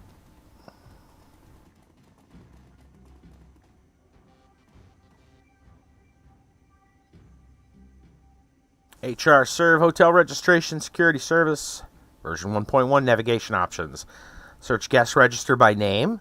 Search current guest register by room number. And admin services. Well, let's try by name.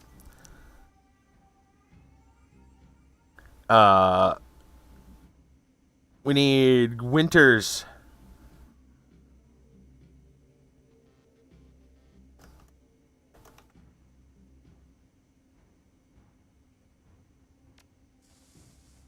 Currently staying floor 4, room 405. Well, now we know where they're at. Read the attached notes. Guy in the master suite on 4 asked for his room code to be changed again. Paranoid son of a bitch. Anyway, dude's been renting one of our biggest rooms for months, so I guess I shouldn't complain too much. New code is 1989. Okay.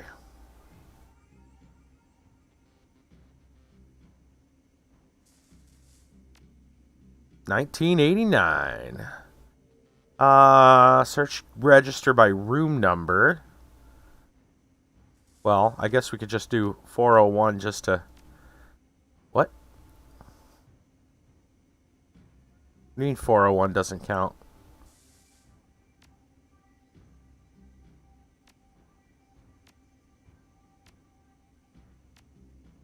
That's strange.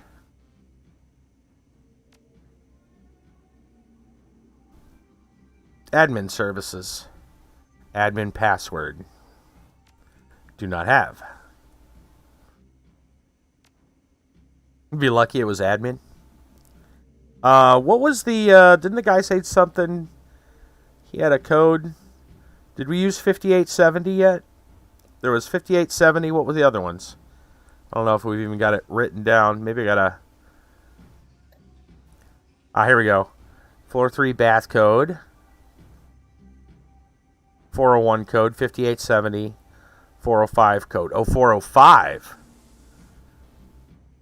1989. So we definitely haven't used that one. We may not have used this one yet. I think it's the one we got from the other guy. See what it says. See if there's anything else it says about 405.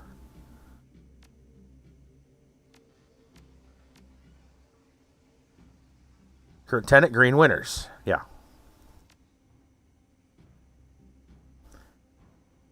I wonder if it would, what was it, 304 was Silk's place? Silk Schroeder, Sarah Newman, Nadia Bauer. Yep, attached notes. Schroeder, cram habit, 2 ampules a day, preferred customer. Newman, bliss habit, 1 pack a day. Note to sales team, keep the pressure up, show sign of becoming preferred customer. Bauer, recreational multi-drug user, preferred customer. Huh. I wonder if we could check out some of the other... There were a lot of them on 4 that were locked. Not that we'd get any info. Well, I mean, we get guest information, but... Alright, so we know that 405 is Winters. Alright.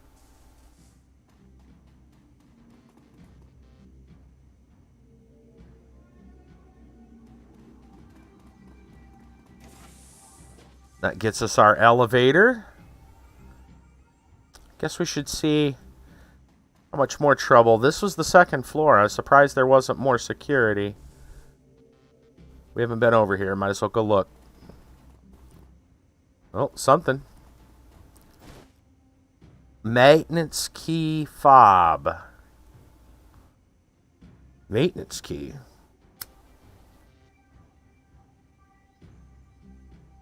Wonder if that'll help us open a lot of other things.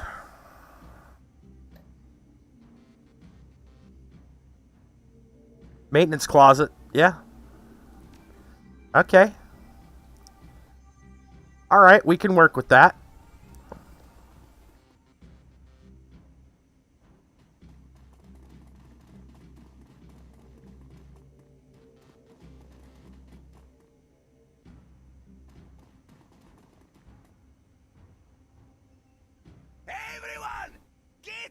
Eternity Gaming with the raid. What's going on? How have you been? And what were you up to tonight? Welcome, welcome, welcome. Let's go back to the first floor. I don't remember if we've we checked out the maintenance now that we've got the key. Yeah, we haven't checked any of that out. Open. Stardew, right on. Binding of Isaac. Oh, man. For the new DLC drops. Heck yeah. Heck yeah. Pretty good. We're running some shadows. Doing some shady things. Making some money. Trying to figure out, you know, why we got set up. The usual. Shady things, that's right. Give Eternity a shout out here. Eternity Gaming. Let's make sure I know how to spell correctly. That's always good. I think that's right. I think I got it right the first time. There we go. Y'all haven't been over there, man. Get over there and hit that follow button for Eternity. You know it. Doing a multitude of things. Good stuff. Right? Got it the first time. I'm proud of myself.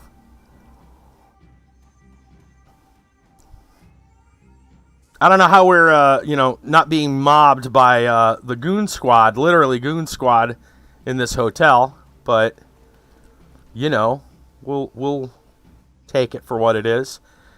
All right, I don't think there's going to be much more on this floor that we can't. Yeah, so we check that out. Let's go up to the third floor and check the. Yeah, we already checked this. That's right. I don't think there's going to be anything. Yeah, it was a safe. We don't have the thing to that. Don't know where we're going to find that one.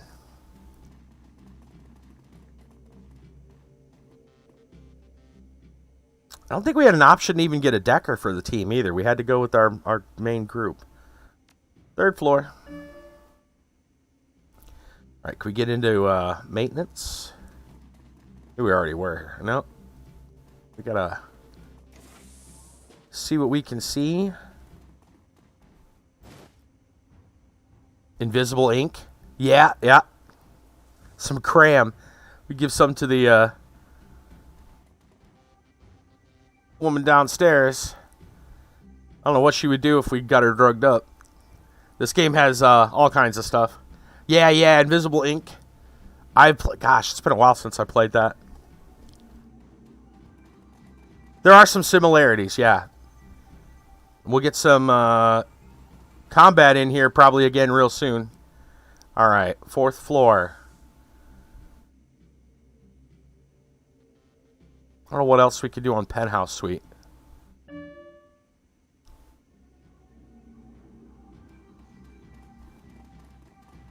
Speak of the devil, they shall appear. Goons everywhere. Yeah, probably.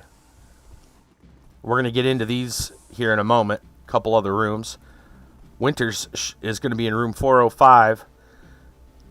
Midline frag grenade. You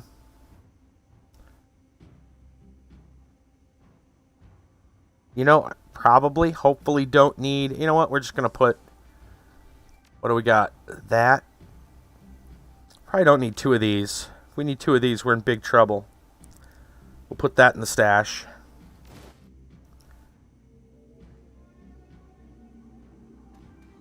Especially when I'm not the only one holding a trauma kit. Alright, room 401. I believe that was 5870.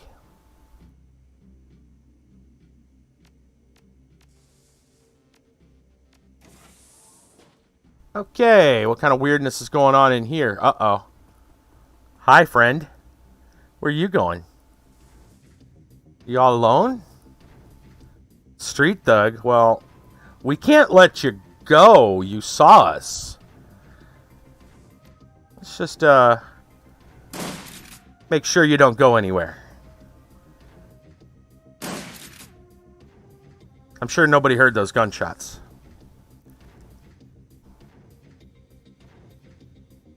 Yep. Yeah. The old Fallout games were like that. I still need to pick up Arcanum. The old, like, steampunk Fallout.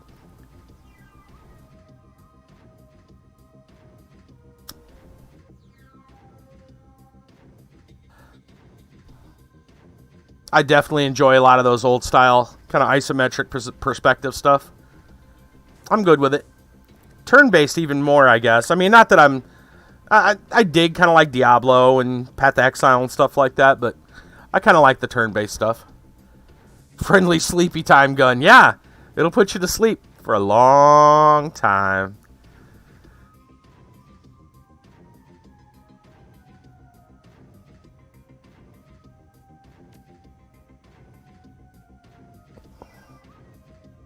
Slice and dice. There we go. Pew pew and snore, that's right. You sleep now. I doubt there's anyone else, but we're still in turn-based, so something's going on. Let's send Iger in. Anybody? Anybody?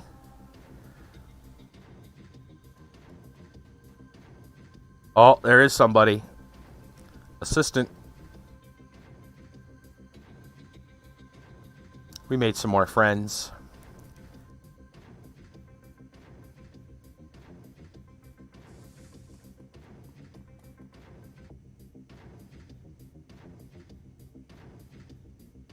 I don't really have a defense other than an AoE. It's kind of a buff AoE. We're not really set up for that.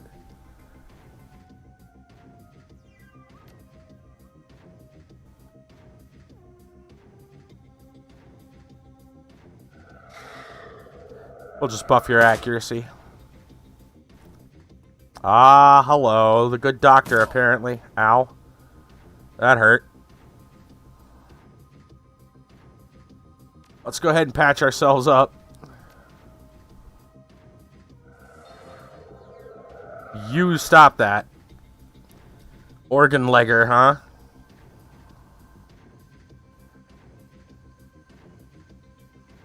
Line of sight blocked. How? Doesn't look like it's that tall. Whatever. 59%, huh? Even with accuracy? Damn. Well, let's get behind him. 66, really?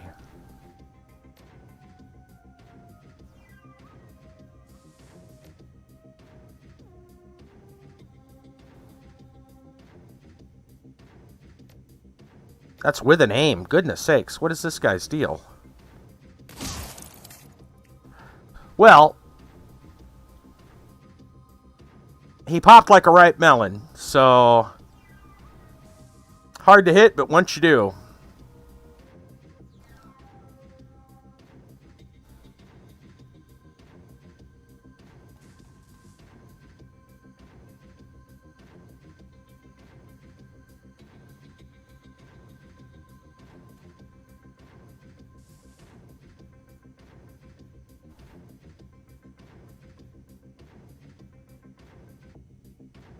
Let's go ahead and drop another aim on Glory, who can now go into Berserker mode.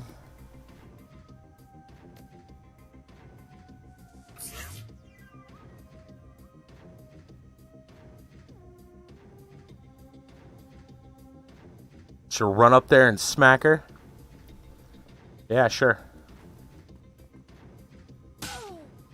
Damn. She's like, hell with that. Our medic slash berserker.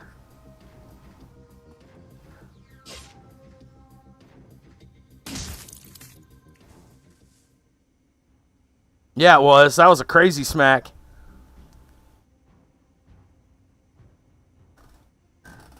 It's a pretty interesting character, I'll say that. Well, now, what do we have here? We got some people laying in the beds. Looks like maybe only just one. Let's see what's in the closet over here. Schematic auto-injector.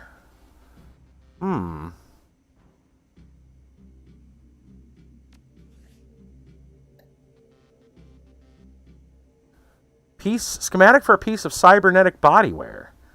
Device produces a steady supply of street drug known as Hyper. Stores it in an internal reservoir until accessed by the user. Interesting. What else do we got? An advanced med kit. Oh, hell yeah. Let's replace that with probably not using that stim. Probably not using the cram either, but we may still give it to what's her name upstairs or downstairs. Just to cause chaos. All right. Good deal.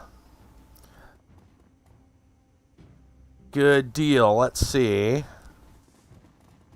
I think we need to go to 405 now and finally go talk to Winters. I wonder what's going to happen with Winters, though. Okay, so our main mission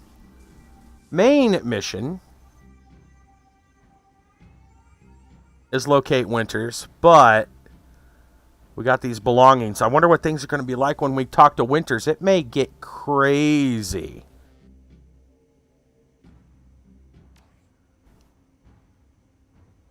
I think I'm going to head downstairs and go talk to Silk and give her stuff back.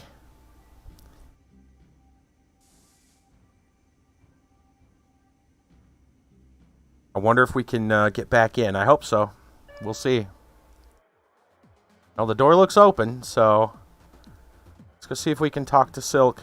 Nobody knows we were shooting the place up? Good. There's the party girl. We could always hand her some cram.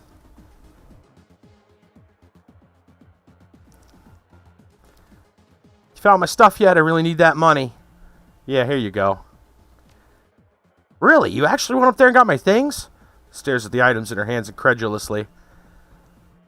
You didn't just walk off with them? Wow, thank you. So you were going up there. I didn't think. Lip starts to quiver. Thank you. All in a day's work, I suppose. Now, let's go. I kind of want to know what happens with Party Girl. We're not going to use this cram ourselves. You got that cram yet? Sure, cram's on me. Here. Hey, all right. Girl's hand snakes forward with alarming speed. Blink of an eye, she snatches the cram inhaler from your hand. Practiced ease. Girl snaps the cap off the ampoule and Raises it to take a hit. Practiced hand, she injects a squirt of orange liquid in the corner of each eye. Her whole body begins to shiver as the drug kicks in. Ooh, that is so better. I feel alive again. I doubt we're going to get any good information off of her, but why not? Let's just talk. How long you been partying? Oh, a real long time.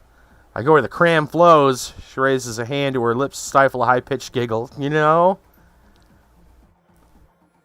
But you like the guys that run this place?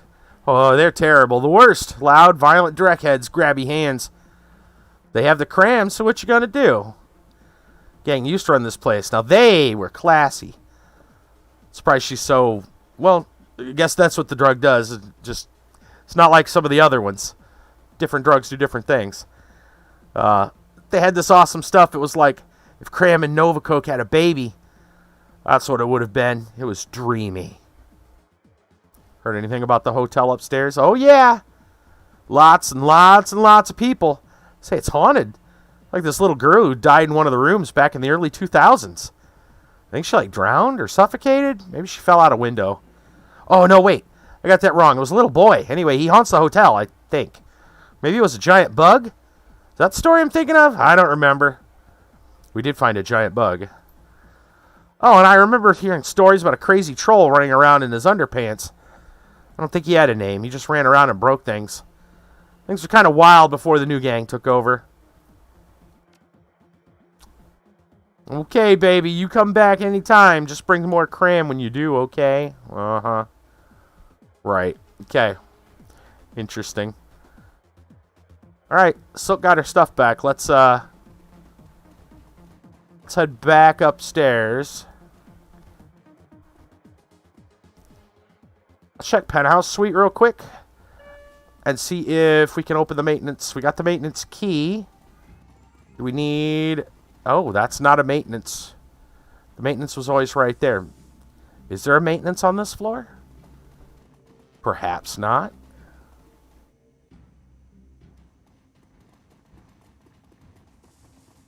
That's the double mag lock, which we do not have any way to open that I don't remember. That I remember, rather. Yeah. Not sure how we're gonna... Not sure if we're gonna crack that nut. Alright, let's head back down to 4th floor. Finally go talk to Winters. I expect a gunfight.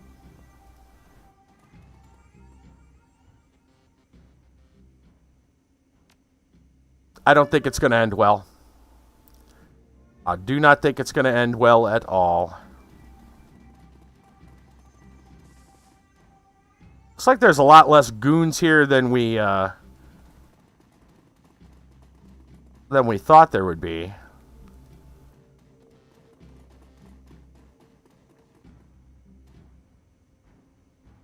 $19.89 was the code. Alright, let's see what kind of trouble's in here.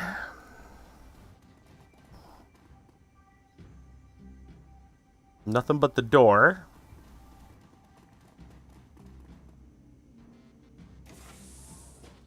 Uh-oh. That is a really bad sign. We really needed information. And I don't think we're going to get much information off a corpse. Scene is eerily familiar. Dead man is still jacked into the smoldering computer. Face contorted into a mask of pain. Blue smoke spills from his data jack. Just like Monica. There's something else. The man's outline is wrong.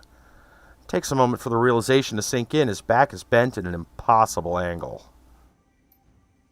Jesus. Looks like he convulsed hard enough to break his own spine.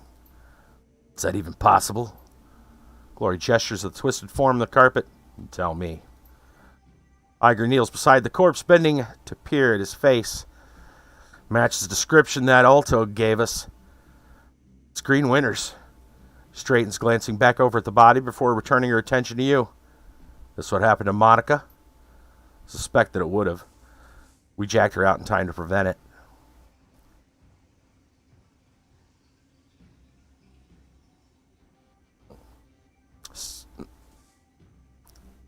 I really don't want to piss Iger off anymore. Hell of a way to go. Yeah, I'm getting that. Iger takes another glance at the broken corpse, and you can see the uncertainty growing in her eyes. Seen biofeedback dust before, never seen anything like this. Kneeling to inspect the body, you find smears of blood on the carpet under Winter's right arm. Moving the arm, aside you find a number written across the floor, 91612. Use your PDA to take a holopic of the number and the body, and step away. Well, I haven't seen a place for a 5-digit code anywhere. Not so sure what's going on, but we get to search the room. There's some paintings. Probably a safe somewhere. Hanging on the wall is a large, gaudily framed painting. Impressionist landscape, inexpertly rendered in splotches of cheap acrylic. Nameplate, the frame reads, Hars Mountains 2011. Move it aside. Nothing here. Let's go check the other painting. Large, gaudily framed painting, unimaginative still life, with kitchen objects sitting on a table. Small, locked safe. Yep. What was that? 916 something something. There we go. 91612.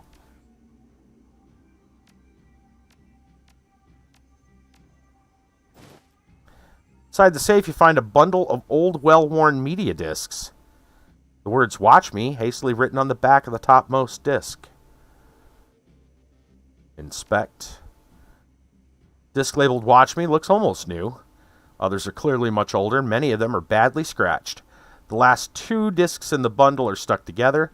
Try to pry them apart. The readable surface of the bottom disc peels away. Great. Well, take them. So you finish with the safe, the nearby vid phone begins to ring. Not creepy at all. Who the hell's watching us? Notice the game actually saved right there too. Hello, you're dead. That's what the phone's gonna say. I can already see it now.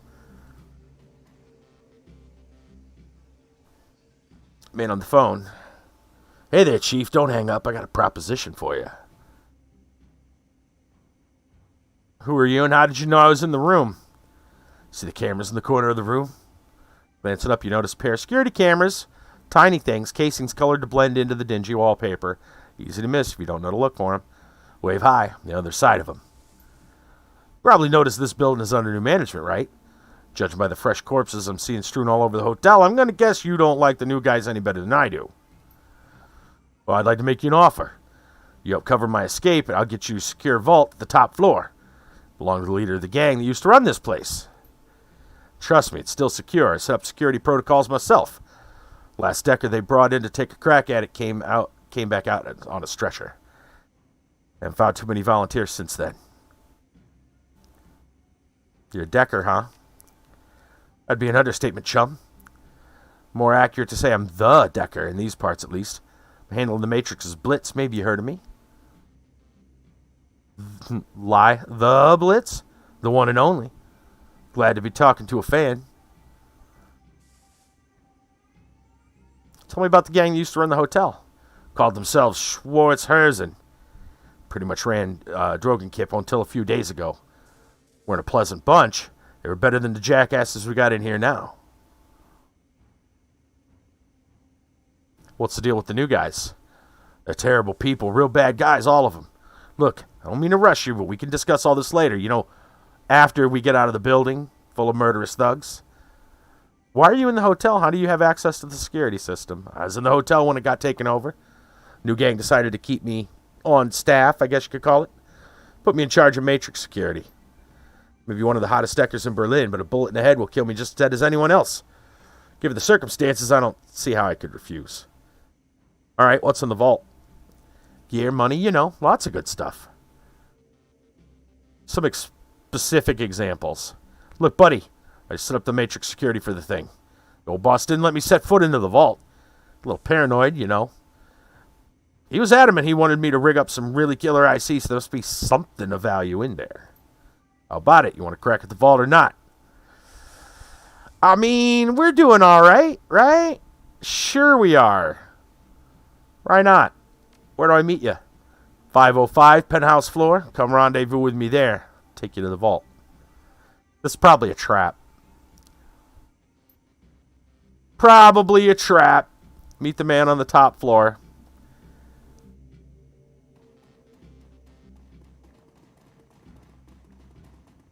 This is almost certainly a trap.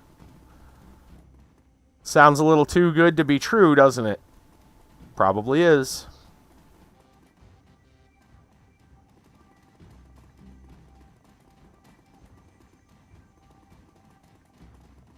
Up we go. Probably to our deaths.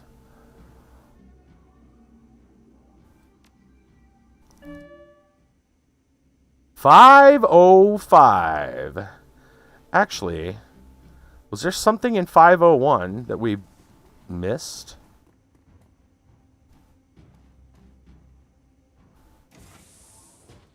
No. I don't think so. What is this? Wait a minute.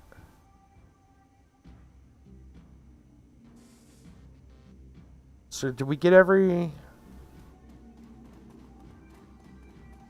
there's something over here. What is this?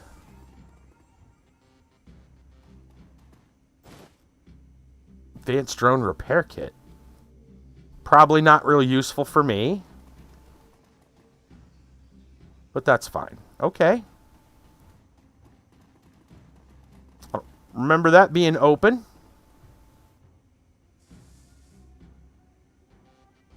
Big locked door. This must be where the vault is. Alright. Let's go talk to this guy. Blitz. You'd come. Always been a good judge of character. Since we're meeting in person, I'm formally introduce myself. Nods his head in salute. Blitz. Deck extraordinaire at your service. I don't know if I want to give him my name. Say the theatrics. Point me in the direction of the vault. The vault is just around the corner. Once we get there, I can unlock it with a few clicks of the keypad. Blitz offers you something between a smile and a smirk. Built myself a back door and I wrote the security system. Never hurts to be careful. Sounds good. Let's go. Coming with us, huh?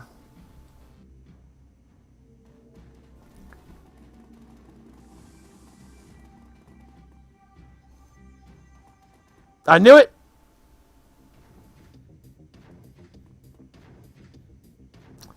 Wait, but Blitz isn't...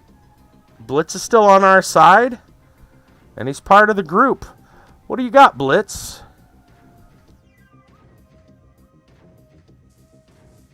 Alright. Alright. Okay. I wasn't expecting that. Really wasn't expecting that. Anyway, we got some close company up here.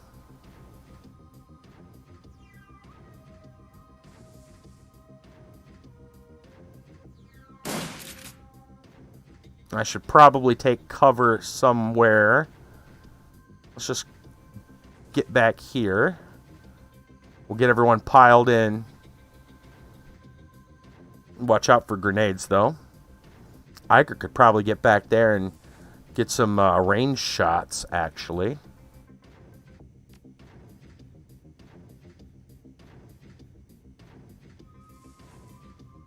That might be too protected.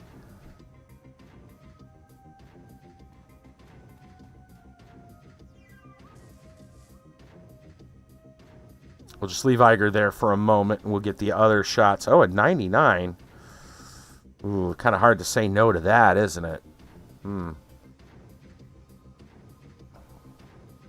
Hold on now. Let's see. You know what? Let's drop a little haste. Good old Iger.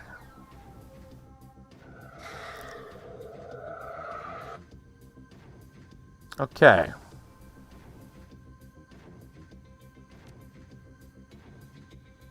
You know the deal.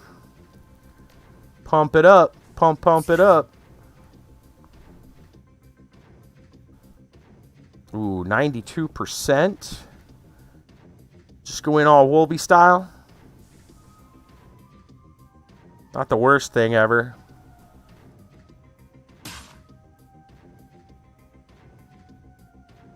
Got one more action. A little worried about the rest of the people there, and she'd be out in the open. We might at least take up some cover.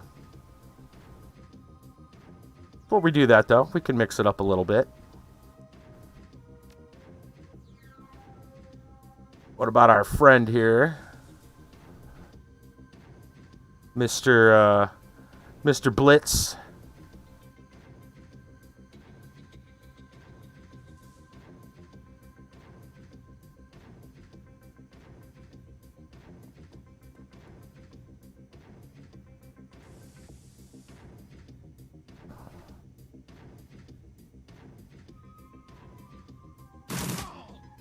Nice.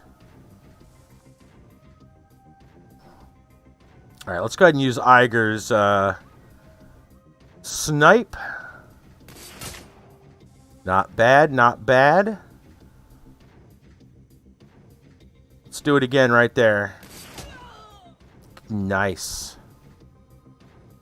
All right, and she's the only one left with an action. We're not getting up there, so why don't you... Well, just cover, just get some cover. It'll be close, but you'll be all right.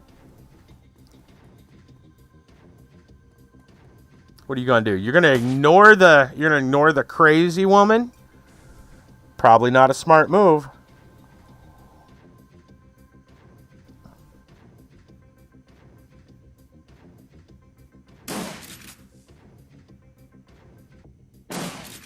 Nice. All right. Good deal.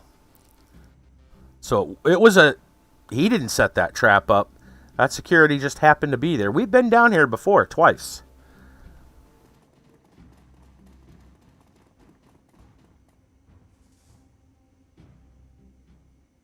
All right, here we go.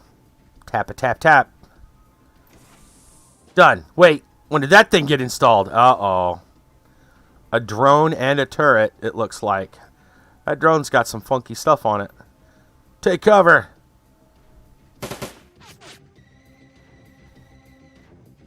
Who's operating the damn drone? That drone's not by itself. Frick frack. Why can I see stuff over here? Maybe there's something in here. Let's start by grabbing some cover right here. There's no way that drone's operating on its own. I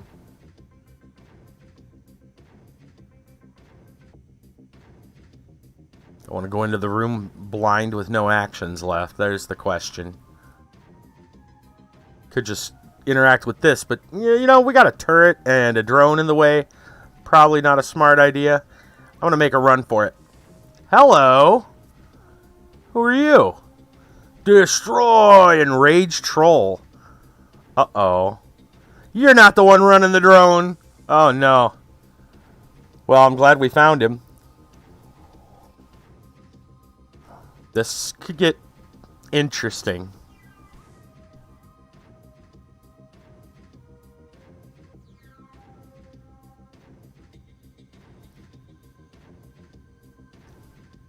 Let's haste up Iger.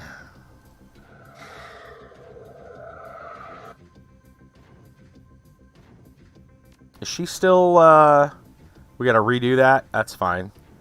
Adrenal pump, do it. Pump it up. Pump it up. Okay.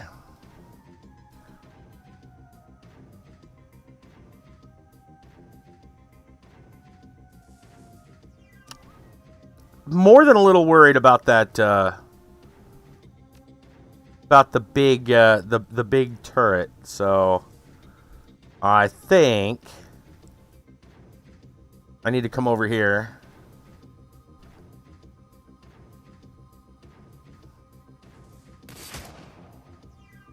Okay.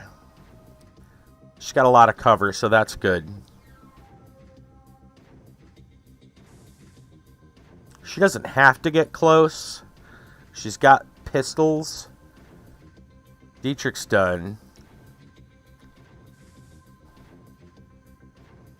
Gotta watch out for this guy. I don't know what this thing is capable of. I mean, I kind of feel this thing's got some, like, rapid fire. I don't know what this thing's got. I don't like the look of it. It looks damn dangerous, is what it looks like.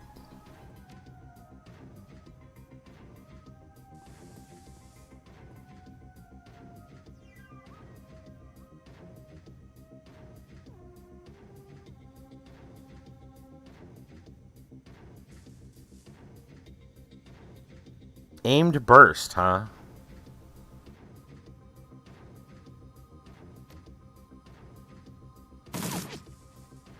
That sucks.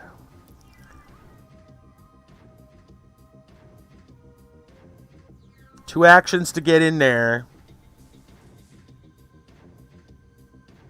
Definitely not enough to get to that troll.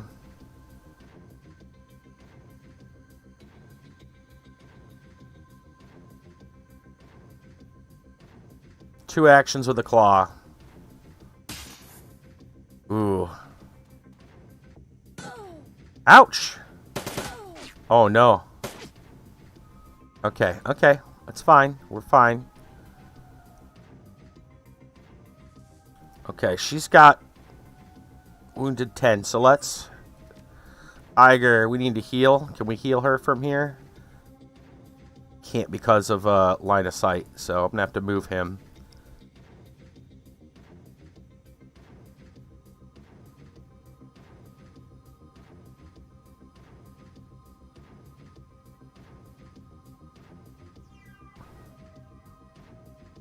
She's not in a good spot because if I want to fire my shotgun, I could accidentally hit her.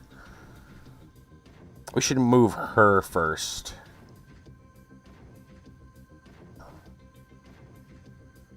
We could attack and then move her out, and then Iger can heal her. I like that plan. No, she's also the medic. She could heal herself, but why use items? All right, let's start with her then. Claws, not so good on that. Maybe good on the troll. Maybe good on the troll. So let's try that. It's got a bleed. Bleed is good. One action gets there. Which is still close enough for a quick heal. So I could hit him again.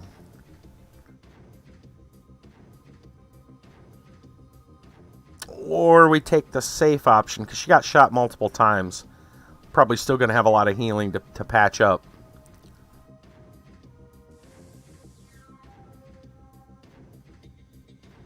Yeah, for now, let's take her out here. Okay, Iger. Or sorry, not Iger, Dietrich.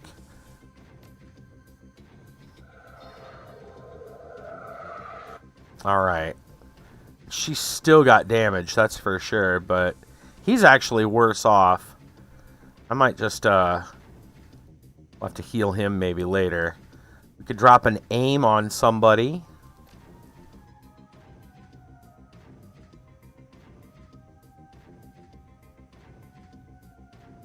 We can see Iger from here.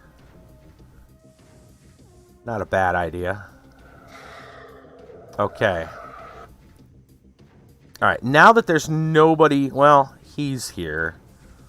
Let's think about Blitz. Maybe Blitz should move too. Things are getting ugly once I start throwing grenades or doing stuff like that. Could get pretty crazy. Blitz has got two actions. That one's relatively safe. One action to get out. Pray and spray.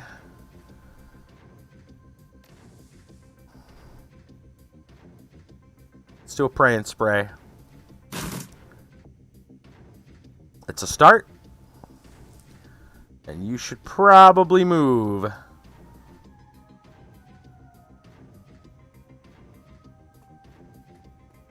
Okay. Let's go with some AoEs. Both actions for a Cavalier. Midline frag, basic frag. 85%, not bad.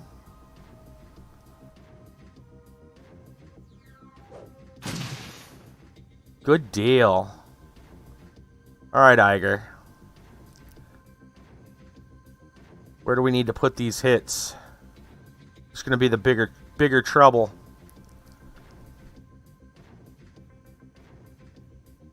They're all trouble. Not a doubt. He's bleeding, though. Not a big bleed. I still don't know what that Steel Lynx drone's capable of entirely. Their health is all really fairly good. We could throw a grenade ourselves, but... Actually, we could throw a grenade and still fire.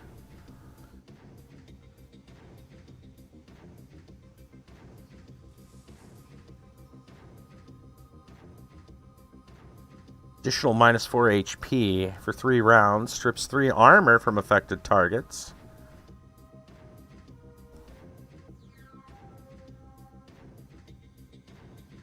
Possibly not a bad idea.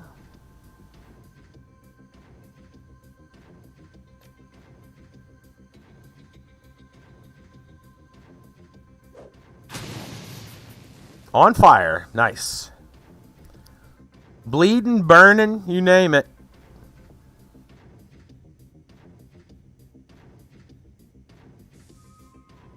Let's take another shot over here at the turret. Oh, a miss. 99%? I got a miss? That crazy troll! Uh-oh. Whoa. Okay, okay.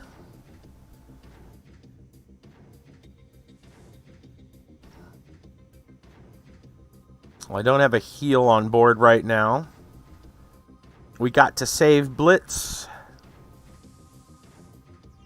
It's like that troll is after him.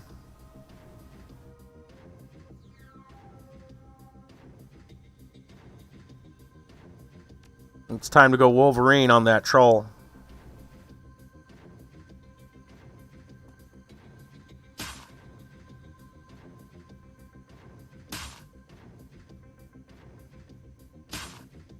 Boy, he's a heavy one, isn't he?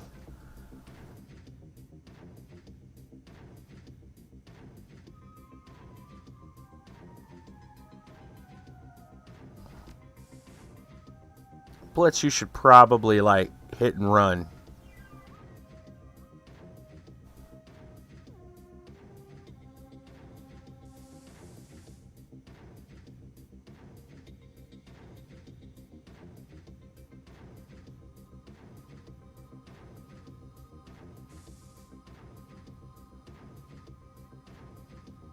Alright, I don't want to use the Pray and Spray.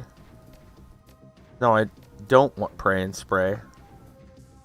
Burst Fire. Well, it looks like it may not hit other people, so that's probably good.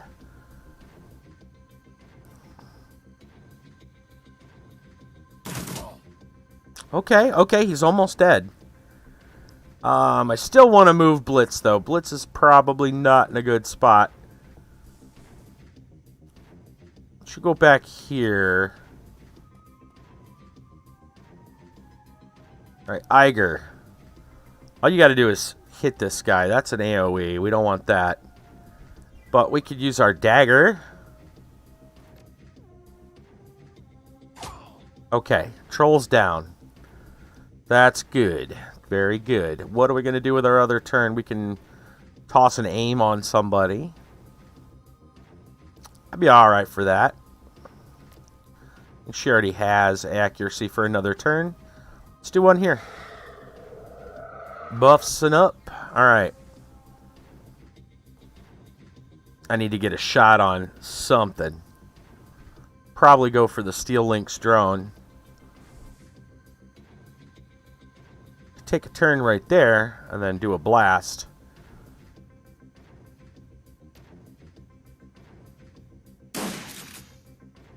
Okay, and then Tiger with 3 actions.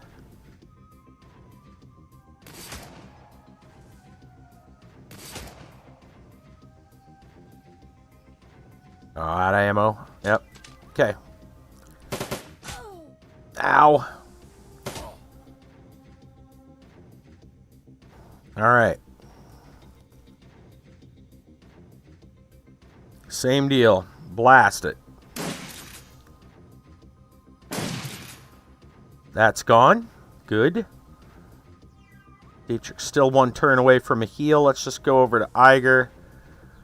You know what? Dietrich's probably got that haste ready to go, though.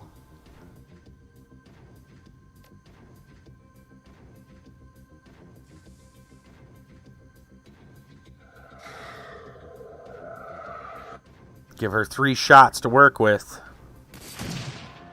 Okay, good. All right.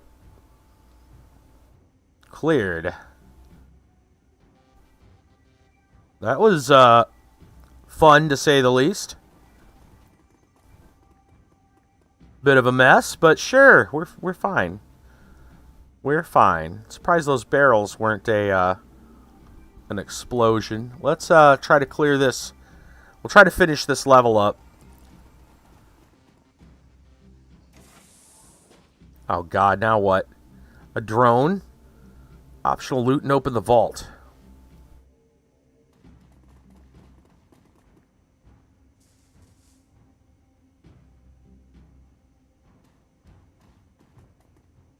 Drone appears to be broken.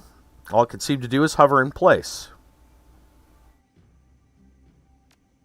Take it. Broken drone.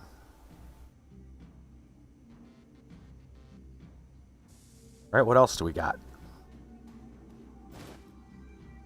Bliss, huh?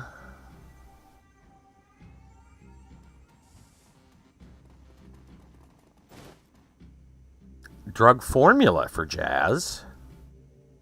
What is that symbol? Not sure. It's like a glitch. Let's try the safe. Hello, hello. 1,400 new yen. Some nitro. Interesting. Let's put that in the stash.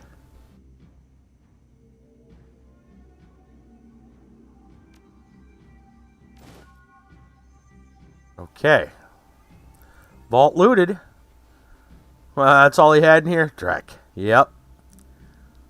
Wasn't that much. Wasn't that much. Alright, I think that's everything. Yeah, we gotta go back to the Cruise Bazaar. Will we make it out without incident? Try to get back there and we'll see. It's not over, I'm sure. Man, if it's not over. In fact, let's go ahead and save.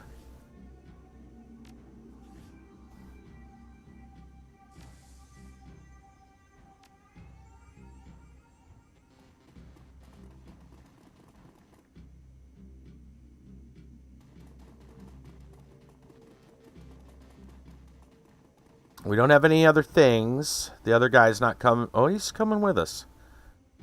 Okay. Well, we were looking for a Decker. I guess that might be what we get.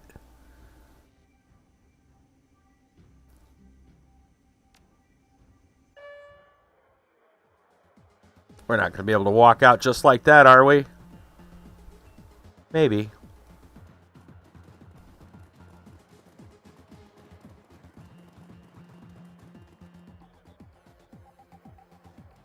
Yeah, looks like we are. Hey, thanks for the assist.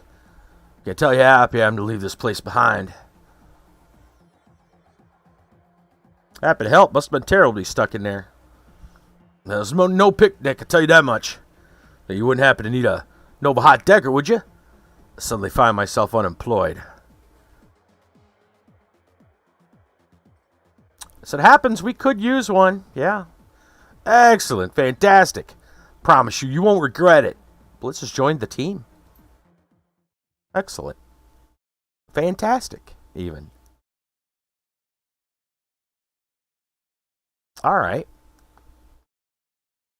Cruise Bazaar. Your team makes its way back to the nearest U-Bahn station. 20 minutes later, you're on a return trip to the Cruise Bazaar, leaving the filth of Drogan Kip behind. The image of Green Winter's twisted corpse continues to linger in your mind. You lift one of the discs you pulled from Winter's safe to the light. Reflections dance off of its surface. With luck, you'll soon have the answers that you've been looking for.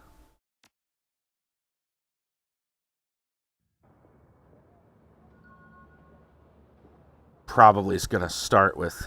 No? Thought it was going to start with a dialogue. Like an in-game. Okay, what do we got here? Crew advancement. You should lead your team through the shadows. Your companions will continue to develop and learn new combat skills. Clicking the icon in the lower right-hand corner will open the crew advancement menu. When this icon is highlighted, one or more of your companions is eligible to learn a new combat skill. At each advancement level, you may choose one of 2 possible combat skills for each of your runners. Choose wisely. Oh. Interesting. This puts us back in town as opposed to the directly at the safe house, but that's okay.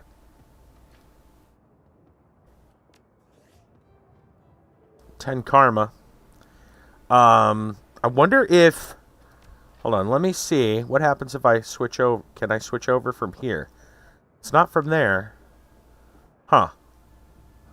Maybe once we go inside is when we'll actually get the upgrade. They said there was an upgrade. It's got. You probably do that at the safe house. Actually, we are going to go ahead and save right here. And we'll come back to this next week. Save and quit.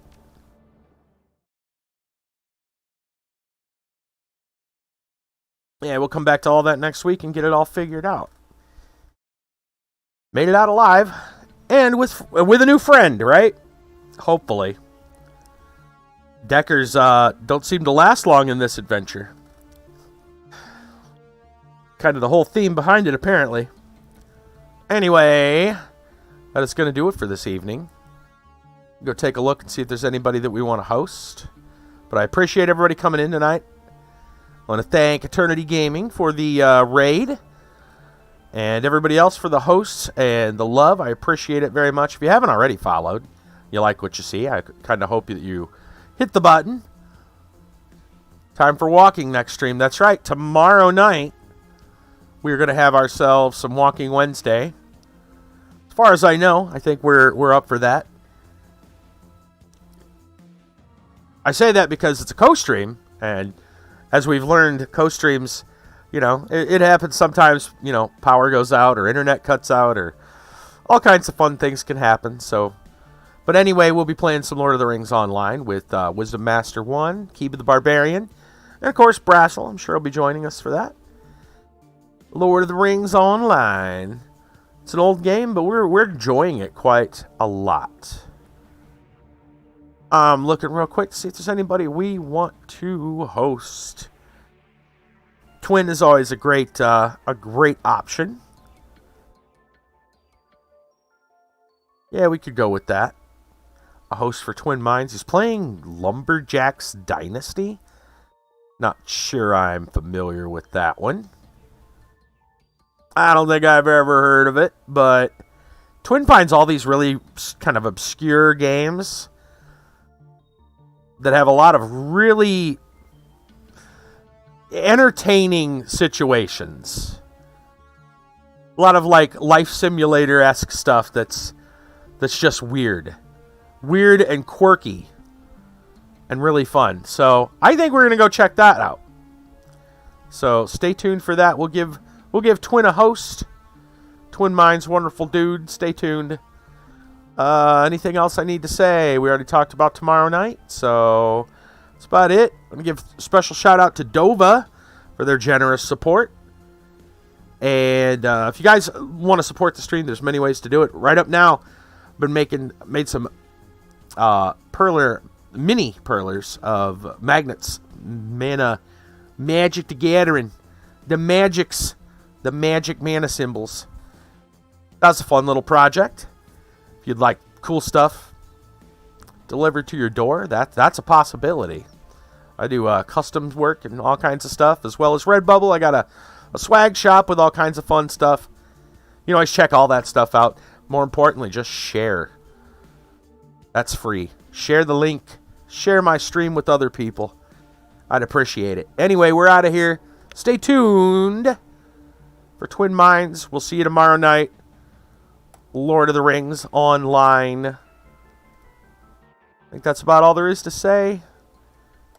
Let's grab that host for Twin. And have fun with some Lumberjacks Dynasty. Let's go see what that is. All right, see you later, everybody.